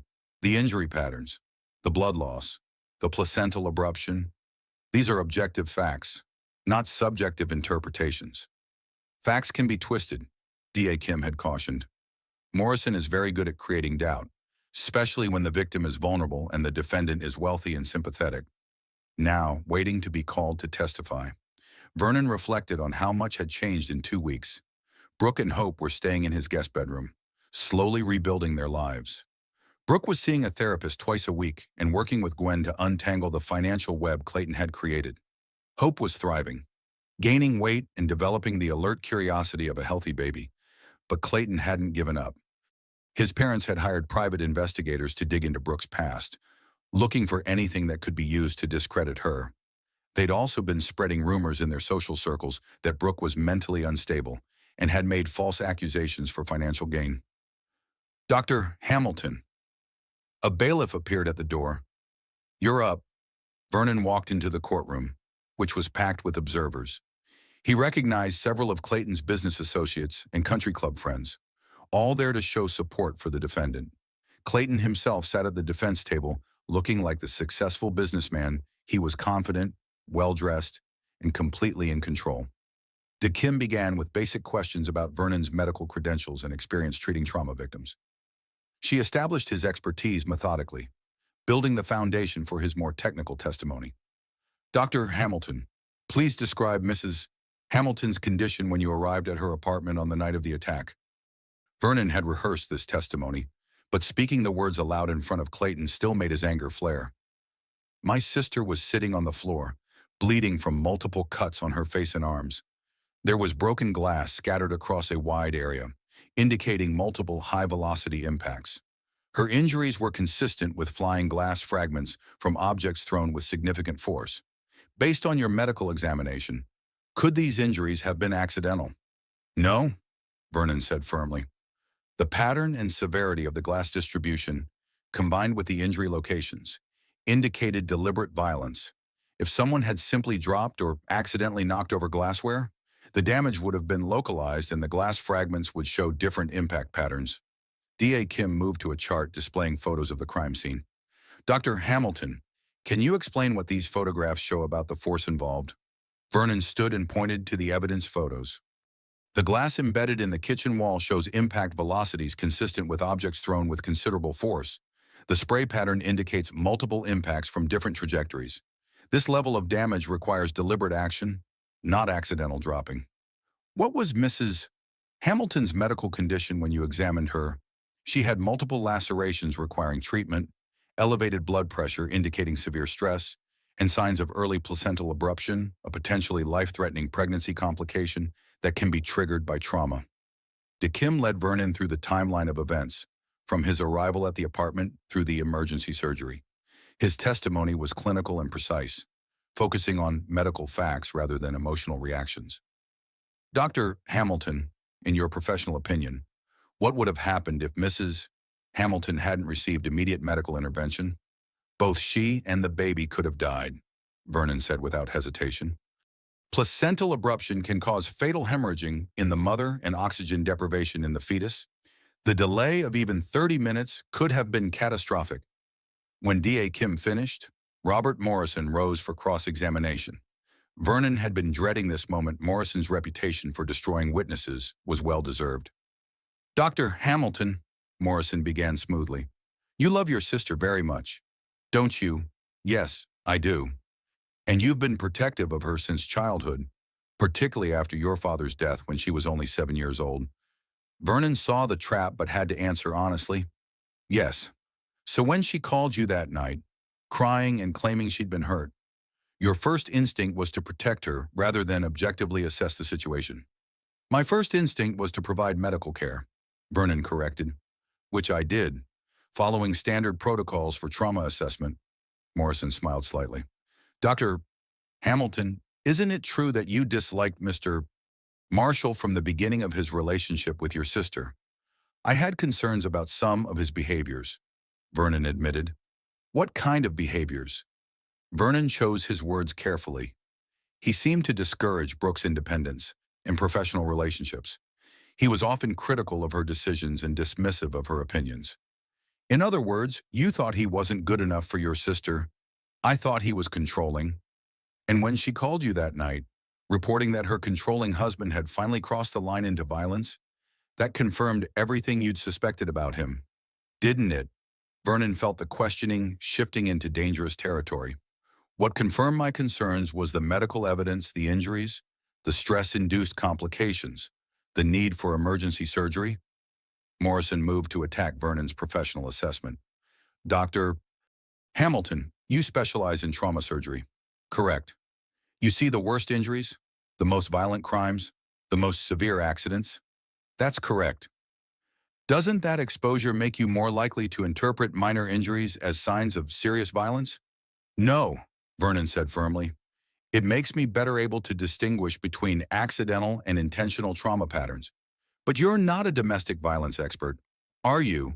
You don't have specialized training in recognizing abuse patterns. I have extensive experience treating victims of domestic violence as part of my trauma practice. Morrison pulled out a thick file. Dr. Hamilton, I have here records of 17 cases in the past 3 years where you've reported suspected domestic violence to authorities. Isn't that an unusually high number? Vernon felt his heart sink. Morrison had done his research. I report suspected abuse when medical evidence supports that conclusion. 17 cases, Dr. Hamilton. And in how many of those cases were the suspected abusers actually convicted? Vernon knew where this was heading. Conviction rates don't determine the validity of medical assessments. Many factors affect prosecution outcomes. Please answer the question. How many convictions? 4, Vernon admitted quietly. 4 out of 17, Morrison repeated, letting the number hang in the courtroom. That's less than a 25% accuracy rate. Wouldn't you say? D.A. Kim objected, and Judge Fairfield sustained it. But the damage was done. Morrison had made Vernon look like someone who saw abuse everywhere, regardless of evidence. Dr. Hamilton, Morrison continued, on the night in question, did you take photographs of the crime scene before anything was disturbed? I took photos of my sister's injuries, but not the kitchen where the alleged attack occurred. Vernon realized his mistake. No, I was focused on providing medical care. So you have no photographic evidence of the glass distribution patterns you've described so confidently? The police documented the scene, but you didn't, did you? You immediately began moving your sister, disturbing potential evidence, because you assumed a crime had been committed? Vernon felt the walls closing in. Morrison was systematically dismantling his credibility, making it appear that his protective instincts had compromised his professional judgment. Dr. Hamilton, Morrison said, moving in for the kill. Isn't it possible that Mrs. Marshall, in her emotionally fragile state during late pregnancy, misinterpreted an accident as an attack, and that you, due to your pre-existing bias against Mr. Marshall and your tendency to see violence where none exists, supported her misinterpretation? No, Vernon said, but he could hear the uncertainty in his own voice. Morrison had shaken his confidence in his own perceptions. Isn't it possible that Mr.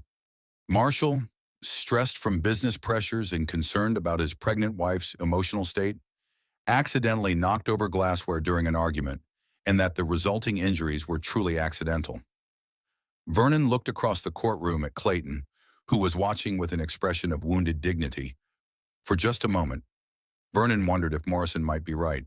Had his protective instincts and dislike of Clayton colored his interpretation of the evidence? Then he saw Brooke in the gallery, holding Hope protectively, and remembered the terror in her voice when she called him. He remembered the calculated coldness in Clayton's eyes at the hospital, the threats against hospital staff, the systematic financial abuse that Gwen had uncovered. No, Vernon said, his voice stronger now. The medical evidence is clear. Mrs. Hamilton was the victim of deliberate violence that endangered both her life and her baby's life. That's not interpretation or bias, that's medical fact. Sorry, Morrison tried several more approaches, but Vernon held firm. He'd been shaken, but not broken. When the cross-examination finally ended, Vernon felt like he'd survived a boxing match. As he left the witness stand, Vernon caught sight of Clayton's parents in the gallery. Margaret Marshall was taking notes, probably planning their next attack on Brooke's credibility. This trial was just one front in a larger war. During the lunch recess, D.A. Kim found Vernon in the hallway. "You did well," she said. "Morrison scored some points, but you recovered. The jury saw that you're committed to the truth, not just protecting your sister." "Did I hurt Brooks' case?" "Morrison was always going to attack your credibility. It's his only real defense strategy. But the medical evidence is strong, and your testimony supported it. We'll see how the jury responds." That afternoon, Brooke took the stand. Vernon watched from the gallery as his sister recounted the progression of abuse in her marriage, the financial control, the isolation, and finally the violent attack that had nearly killed her and Hope.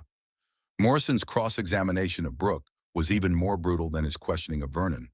He suggested she was lying for financial gain, that postpartum depression had affected her judgment, that her accusations were motivated by a desire for revenge against a successful husband. But Brooke remained calm and consistent, never becoming defensive or emotional despite the aggressive questioning. When Morrison finished, she looked directly at the jury. "I know how this must look," she said quietly. "A wife accusing her wealthy husband, a woman with no money or power fighting against someone with every advantage.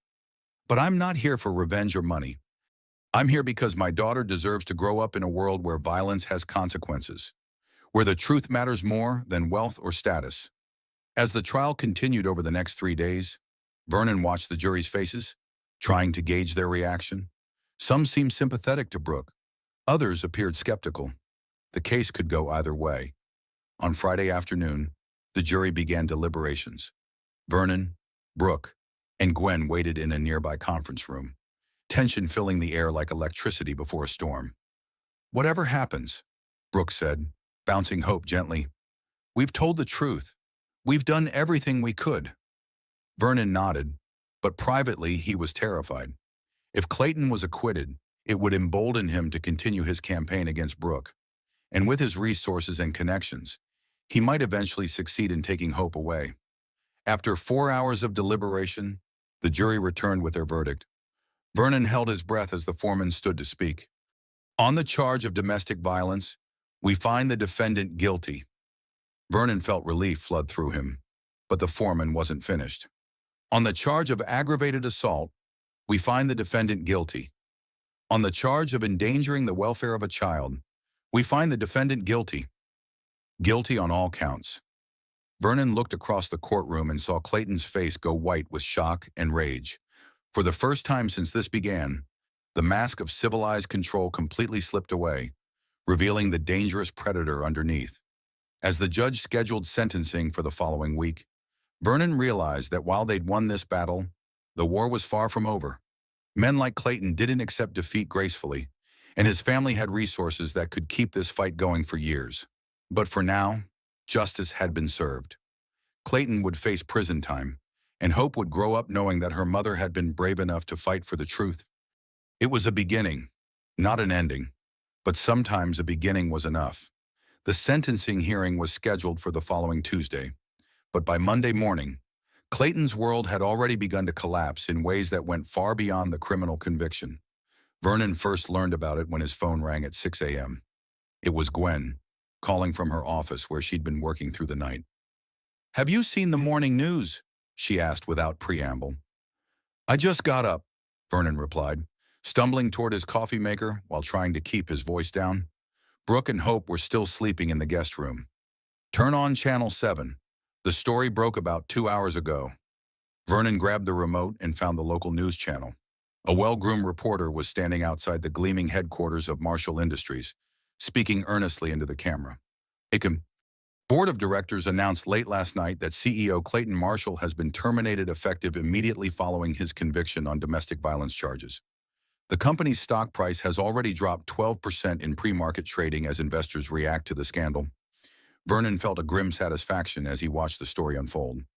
The reporter interviewed several business analysts who explained that Marshall Industries' reputation had been severely damaged by the highly publicized trial. Major clients were reportedly reconsidering their contracts, and the company's board had moved quickly to distance themselves from Clayton. "This is just the beginning," Gwen said over the phone. "I've been getting calls all morning from reporters wanting to interview Brooke. The story is going national."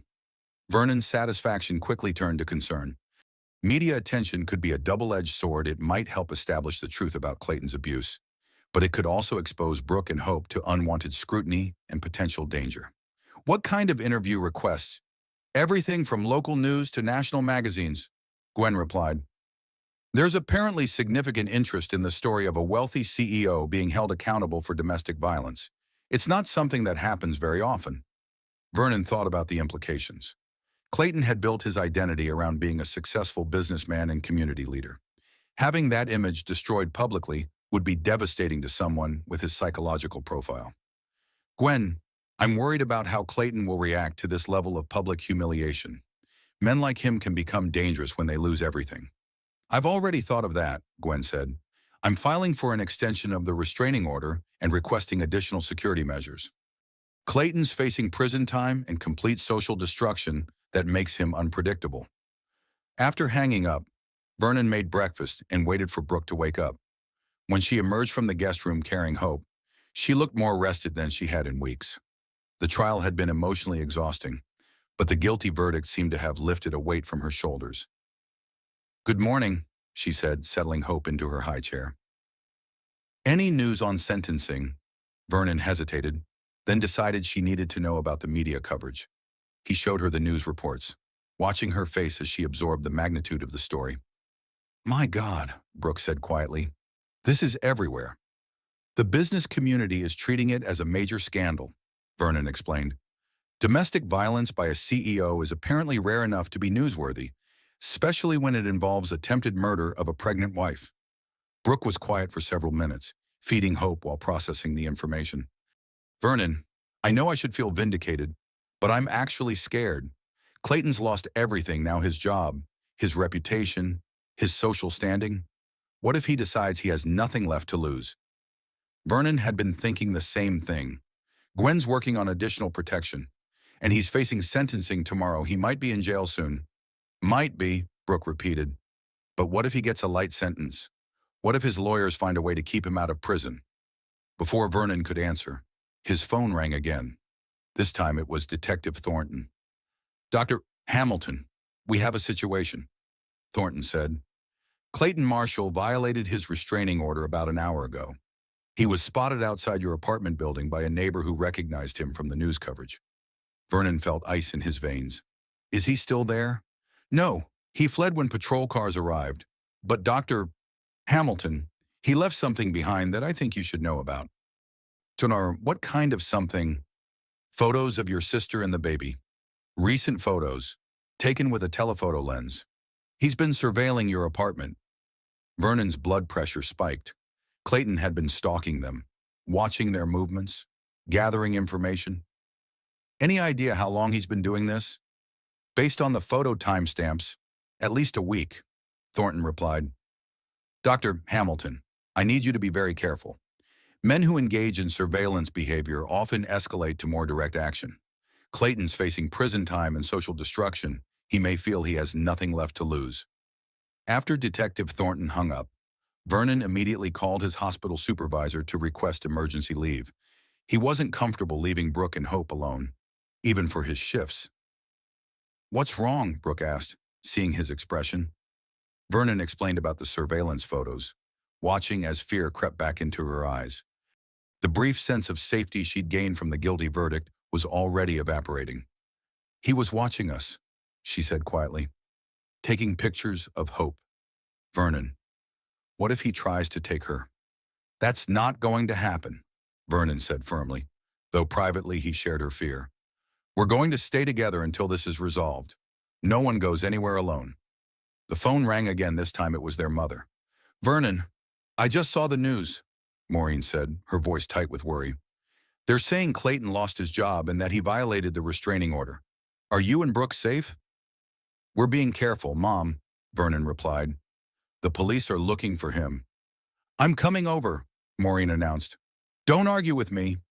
If Clayton is desperate enough to stalk you, then Brooke and Hope need all the protection they can get. After she hung up, Vernon realized that Clayton's downfall might actually make him more dangerous, not less. A man with everything to lose might show restraint, but a man who'd already lost everything might be capable of anything. His phone buzzed with a text message from an unknown number. "You destroyed my life. You turned my wife against me. You took my daughter away. This isn't over." Vernon immediately forwarded the message to Detective Thornton and showed it to Brooke. Her face went pale as she read the words. "He still thinks of Hope as his daughter," she said. "Vernon, what if he tries to kidnap her?"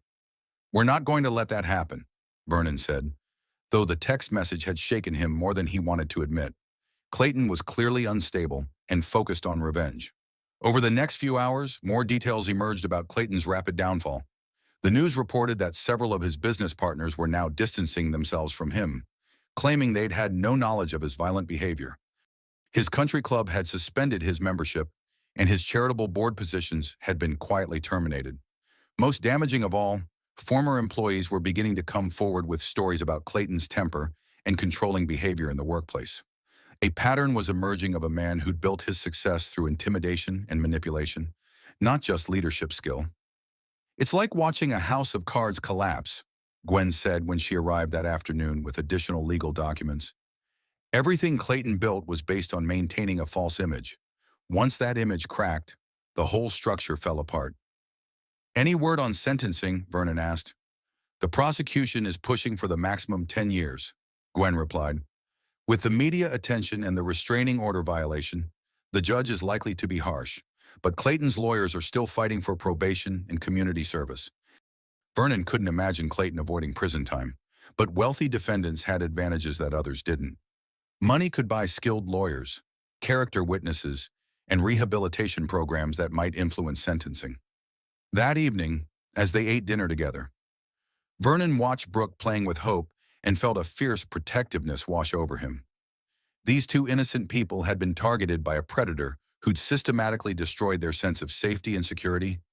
Clayton had already stolen years of Brooke's life through control and abuse. Vernon wasn't going to let him steal any more. But as night fell and Vernon checked the locks on his apartment doors for the third time, he couldn't shake the feeling that the worst was yet to come. Clayton was desperate, humiliated, and facing prison time. In Vernon's experience, that combination made people capable of extreme actions. Tomorrow's sentencing would determine Clayton's immediate future, but Vernon suspected that the real battle for Brooke and Hope's safety was just beginning.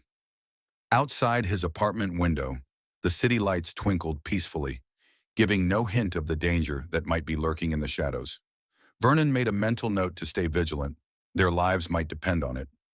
Tuesday morning arrived gray and cold, matching Vernon's mood as he prepared for Clayton's sentencing hearing. The past 24 hours had been tense. Police patrols had increased around his apartment building, but there had been no sign of Clayton since the restraining order violation. "I keep thinking he's going to appear out of nowhere," Brooke said as she fed Hope breakfast. She'd barely slept, jumping at every sound in the hallway. "The courthouse will have extra security today," Vernon assured her. "Detective Thornton promised that Clayton won't be able to get near you." Gwen arrived early to escort them to the courthouse.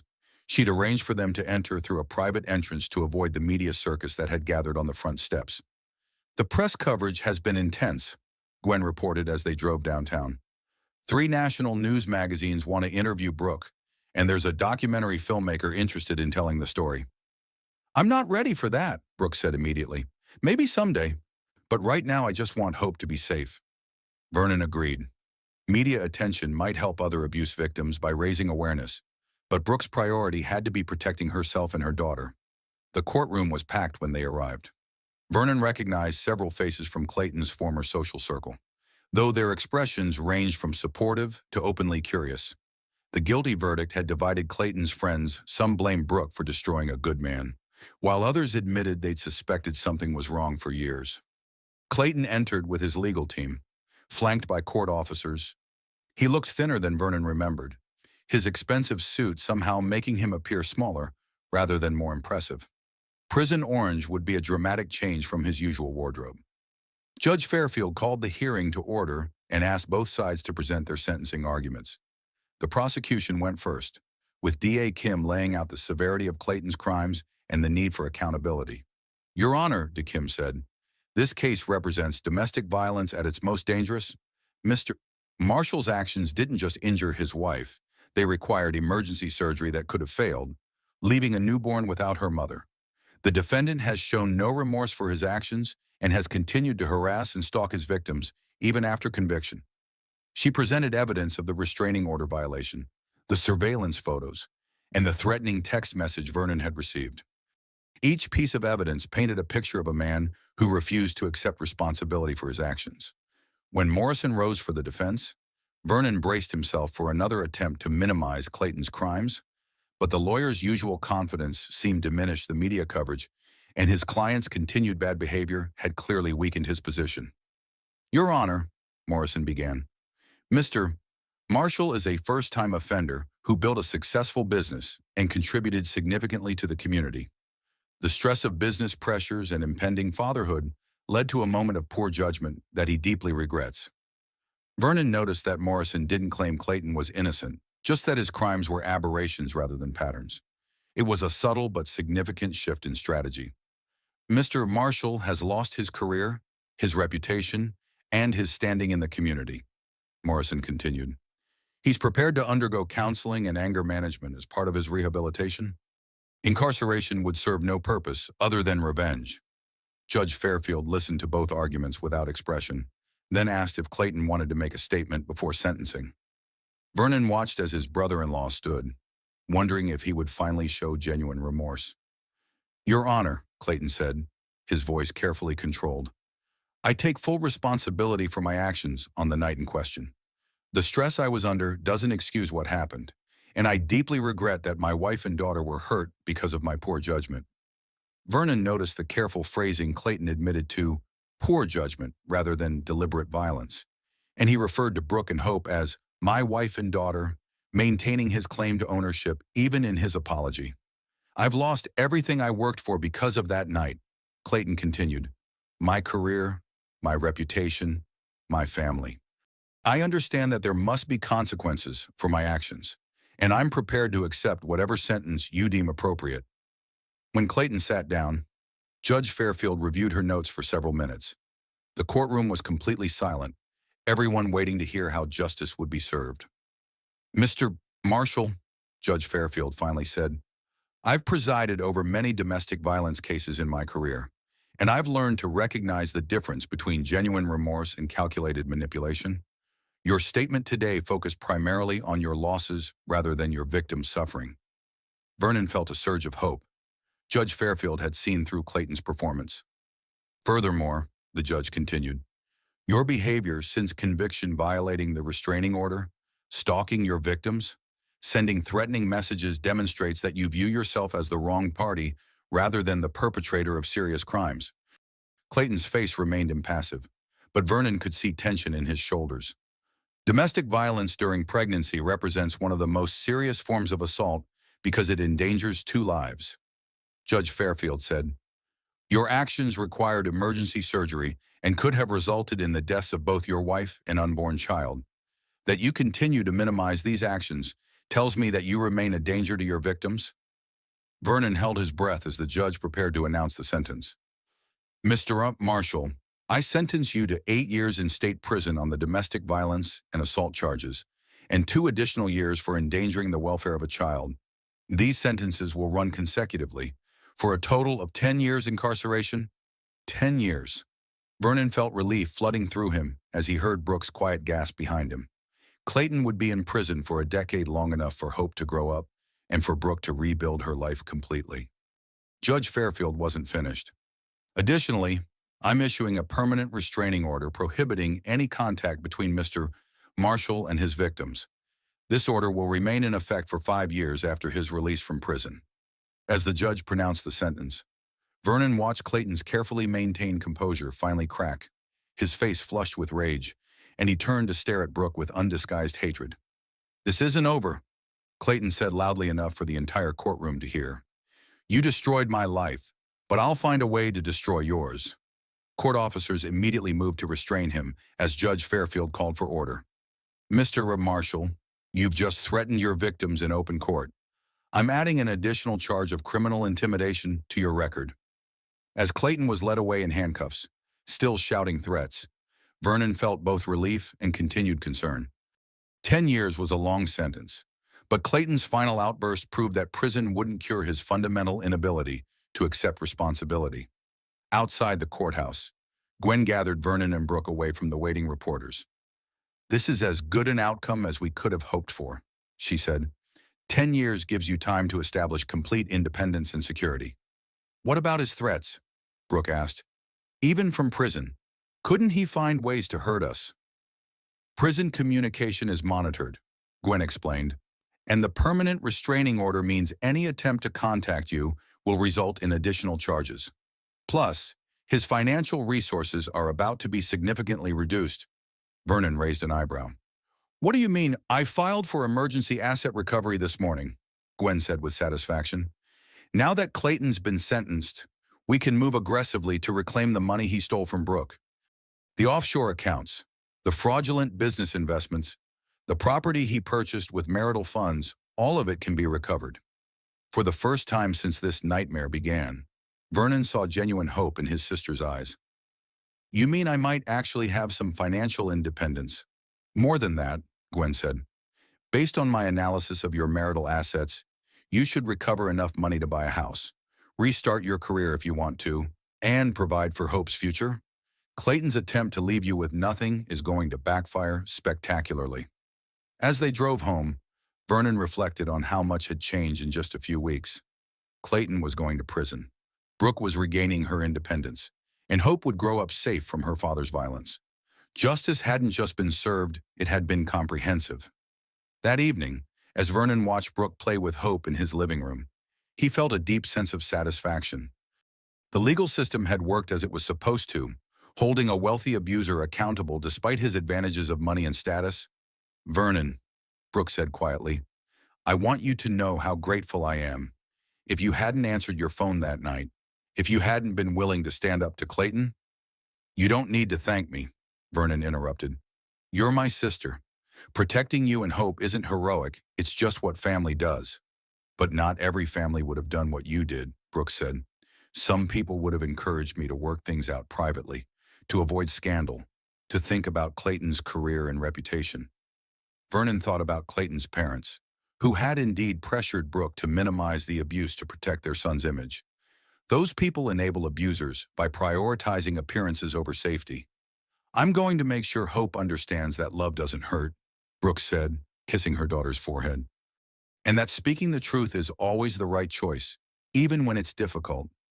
As Vernon watched his niece sleep peacefully in her mother's arms, he felt hope for their future. Clayton's reign of terror was over, and Brooke was finally free to become the person she was meant to be. The scars would take time to heal, but the worst was behind them. Justice had been served, and a new chapter was beginning. 6 months later, Vernon stood in the kitchen of Brooke's new house, watching his sister prepare breakfast for Hope, who was now chattering happily in her high chair. The small but comfortable home was in a quiet neighborhood about 20 minutes from downtown, with a fenced yard where Hope could play safely as she grew. "She's getting so big," Vernon said, marveling at how much his niece had changed.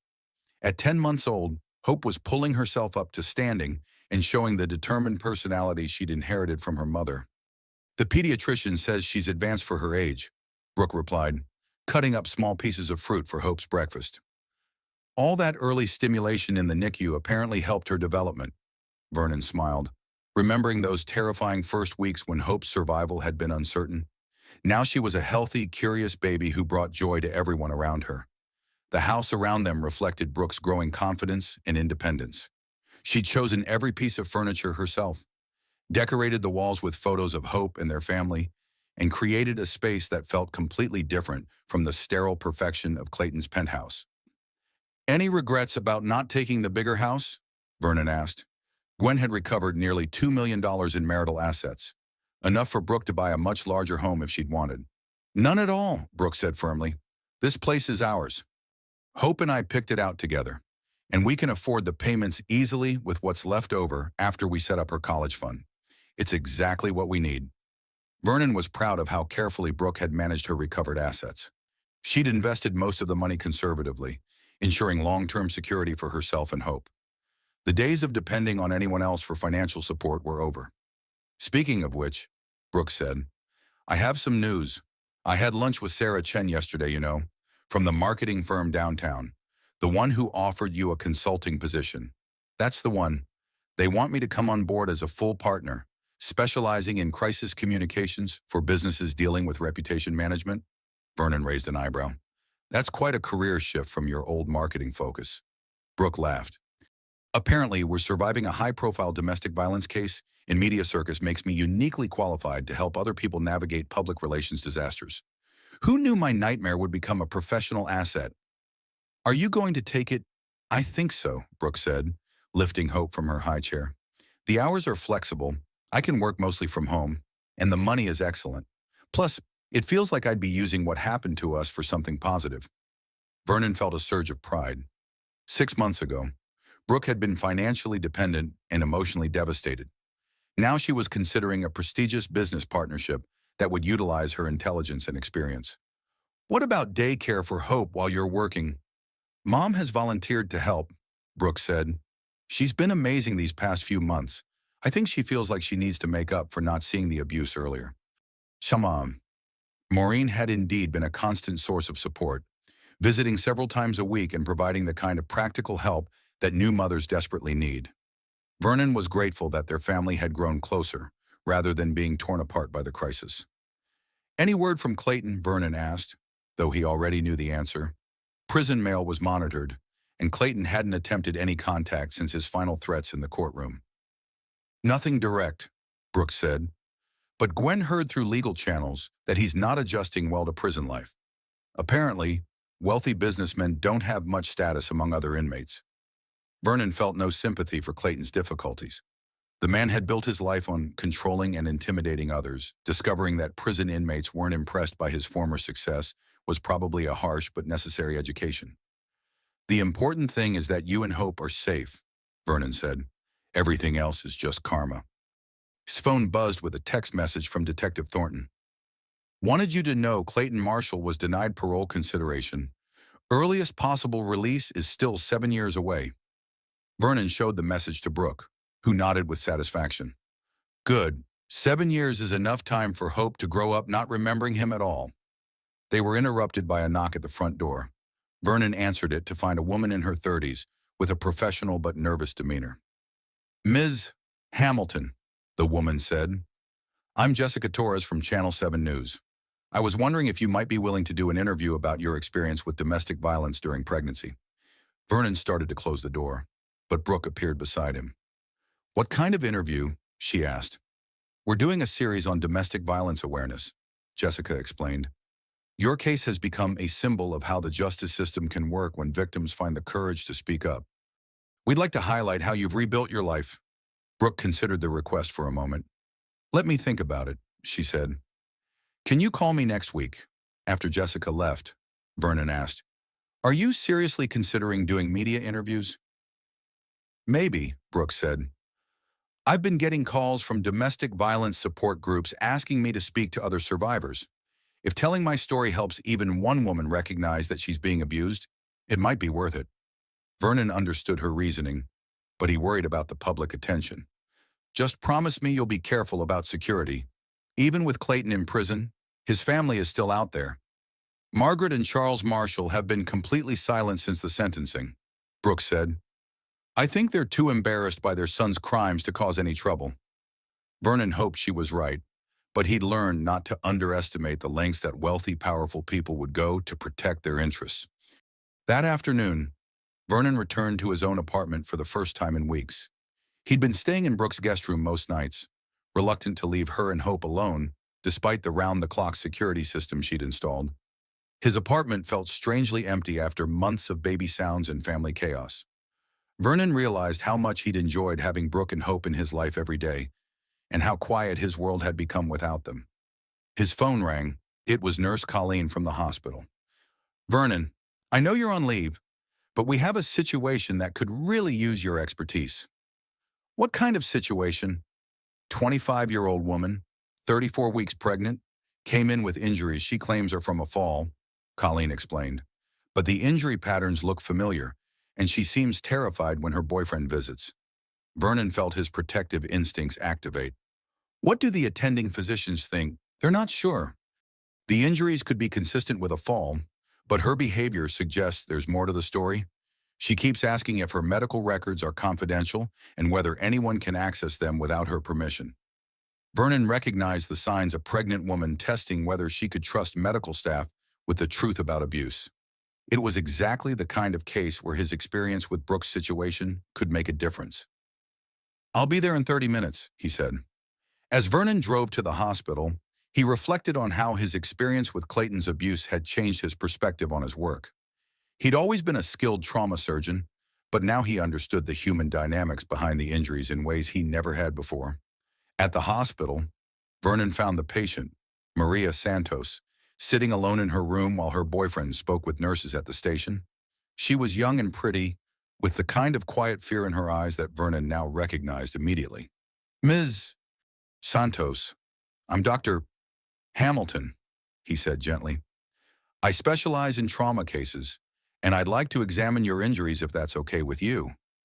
Maria nodded nervously. "The other doctors say everything looks fine, but I'm still worried about the baby." Vernon conducted a thorough examination, noting injury patterns that were inconsistent with a simple fall. "Ms. Santos, can you tell me exactly how you were injured?" Maria repeated the story about falling downstairs, but her voice lacked conviction. Vernon had heard enough coach stories to recognize one. "Ms. Santos," he said quietly, "I want you to know that anything you tell me is confidential. Medical records can't be shared without your permission, and there are protections for patients who are victims of domestic violence." Maria's carefully constructed composure cracked slightly. "Why are you asking me this?" Vernon made a decision that would have been unthinkable 6 months earlier. "Because my sister was 8 months pregnant when her husband attacked her. She nearly died, and so did her baby. If someone had asked her the right questions earlier, maybe we could have prevented that attack." Maria stared at him for a long moment, then began to cry. "He said if I ever told anyone, he'd make sure I never saw the baby again. He has a good job and family connections who would believe me over him." "I would," Vernon said simply. "And so would the police, the courts, and the domestic violence advocates who specialize in helping women like you." Over the next hour, Vernon helped Maria contact the same resources that had saved Brooke's life: Detective Thornton, Gwen Pierce's law firm, and the hospital's domestic violence coordinator. By the time her boyfriend realized something was wrong, Maria was under police protection and legal safeguards. Driving home that evening, Vernon realized that his experience with Brooke's case had given him a new mission. He couldn't save every victim of domestic violence, but he could use his medical expertise and personal knowledge to help identify and protect others. When he arrived at Brooke's house, he found her in the living room with Hope, reading together before bedtime. The peaceful domestic scene was a stark contrast to the hospital crisis he'd just left. "How was your day?" Brooke asked, making room for him on the couch. Vernon told her about Maria Santos and how his experience with Clayton's case had helped him recognize the signs of abuse. Brooke listened thoughtfully, occasionally looking down at Hope, who was sleeping peacefully in her arms. "Vernon," she said when he finished, "I've been thinking about what that reporter said about our case becoming a symbol of how the justice system can work. Maybe we have a responsibility to help other women who are going through what I went through." "What did you have in mind?" "I don't know yet," Brooke admitted. "But I keep thinking about all the advantages. I had a brother who's a doctor, financial resources to hire good lawyers, a family support system. Most women don't have those advantages." Vernon understood what she was suggesting.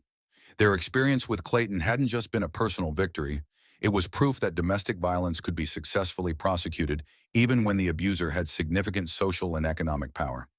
"We could start a foundation," Vernon suggested. "Provide legal and medical support for domestic violence victims who don't have resources. Or create a training program for medical professionals," Brooke added. "Teach them how to recognize abuse patterns and connect victims with help." As they discussed possibilities, Vernon felt a sense of purpose that went beyond his work as a trauma surgeon. Clayton's abuse had been evil, but perhaps some good could come from it if they used their experience to help others. "Whatever we do," Brooke said, "I want Hope to understand that speaking the truth matters. Even when it's difficult, I want her to grow up knowing that her mother fought for justice and won." Vernon looked at his sleeping niece and felt a deep sense of hope for her future. Hope would grow up safe, loved, and surrounded by adults who understood that protecting children sometimes meant standing up to dangerous people. The scars from Clayton's abuse would always be there, but they no longer defined Brooke's life. She had reclaimed her independence, rebuilt her confidence, and created a secure future for herself and her daughter. Most importantly, she had learned that love doesn't hurt, and that protecting someone from consequences isn't really protecting them at all. It was a lesson that would guide her as a mother and as a survivor who had found the courage to speak her truth. Outside, the sun was setting over their quiet neighborhood, painting the sky in soft pastels that promised a peaceful night. Inside, a family that had survived the worst was building something beautiful from the pieces. Clayton was in prison where he belonged. Justice had been served, and new beginnings were possible. Sometimes that was enough. Sometimes it was everything. Epilogue. 1 year later, Vernon stood at the podium of the medical conference center, looking out at an audience of trauma surgeons, emergency physicians, and domestic violence advocates. The Hamilton Foundation's first annual training conference had drawn over 300 medical professionals who wanted to learn how to better identify and assist victims of domestic violence. "The truth is," Vernon said, concluding his presentation, "most of us in medicine receive very little training in recognizing abuse patterns. We're taught to treat injuries, not to understand the human dynamics that cause them. But when a pregnant woman arrives with injuries that could be accidental, we have an obligation to ask the right questions." In the audience, he could see Brooke holding Hope, now an active 18-month-old who charmed everyone she met. Brooke had become a powerful advocate for domestic violence victims, combining her business expertise with her personal experience to create support systems that actually worked. After the presentation, Vernon joined Brooke and Hope in the conference center cafe. Hope immediately reached for him, babbling what sounded like Uncle Vernon, though her pronunciation was still developing. "How do you think it went?" Vernon asked, settling Hope on his lap. "Better than we hoped," Brooke replied. "Dr. Chen told me that 5 hospitals have already committed to implementing our screening protocols, and the legal advocacy program has funding requests from 3 states. The Hamilton Foundation had grown beyond their initial vision, providing training, resources, and direct support to domestic violence victims across the region. What had started as a way to find meaning in their trauma had become a legitimate force for change. "Any word from the documentary producers?" Vernon asked. "They want to film our next board meeting," Brooke said. "The story of how we turned our worst experience into something positive apparently has national appeal." Vernon wasn't entirely comfortable with the media attention, but he understood its value. Every woman who saw their story and recognized her own situation was potentially a life saved. "Mama, up," Hope demanded, reaching for Brooke. At 18 months, she was already showing signs of the strong will that had helped her survive her difficult birth. As Vernon watched Brooke lift her daughter, he reflected on how much their lives had changed. Clayton was serving his sentence in a maximum security prison, his appeals having been denied at every level. His parents had moved to another state, apparently unable to face the social embarrassment of their son's crimes. Most importantly, Hope was growing up happy, healthy, and completely unaware that she'd once been in danger. She would never remember the fear or violence, only the love and security that surrounded her now. "Vernon," Brooke said quietly, "I want you to know that I finally understand what you meant that night when you said that love sometimes means standing up to someone, not just standing up for them." "What made you think of that, watching Hope?" Brooke replied. "I want her to grow up knowing that real love means protecting people from harm, even when it's difficult, even when it means confronting people we care about." Vernon nodded, understanding the deeper truth she was expressing. Their family had been tested by Clayton's abuse, but they'd emerged stronger because they'd chosen truth over convenience, safety over social harmony. As they gathered their things to leave, Vernon felt a deep sense of gratitude for the journey they'd traveled together.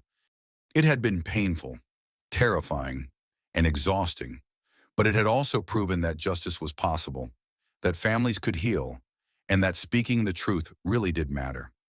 Hope would grow up in a world where her mother was respected for her courage, where her uncle was known for his commitment to protecting the vulnerable, and where love meant safety rather than fear. It wasn't the ending any of them would have chosen, but it was perhaps the ending they all needed. Sometimes the price of silence was too high to pay, And sometimes finding your voice was the greatest gift you could give to the people you loved. As they walked toward their car, Hope babbling happily in her mother's arms, Vernon realized that they had indeed found their new beginning. And this time, they would never let anyone take it away.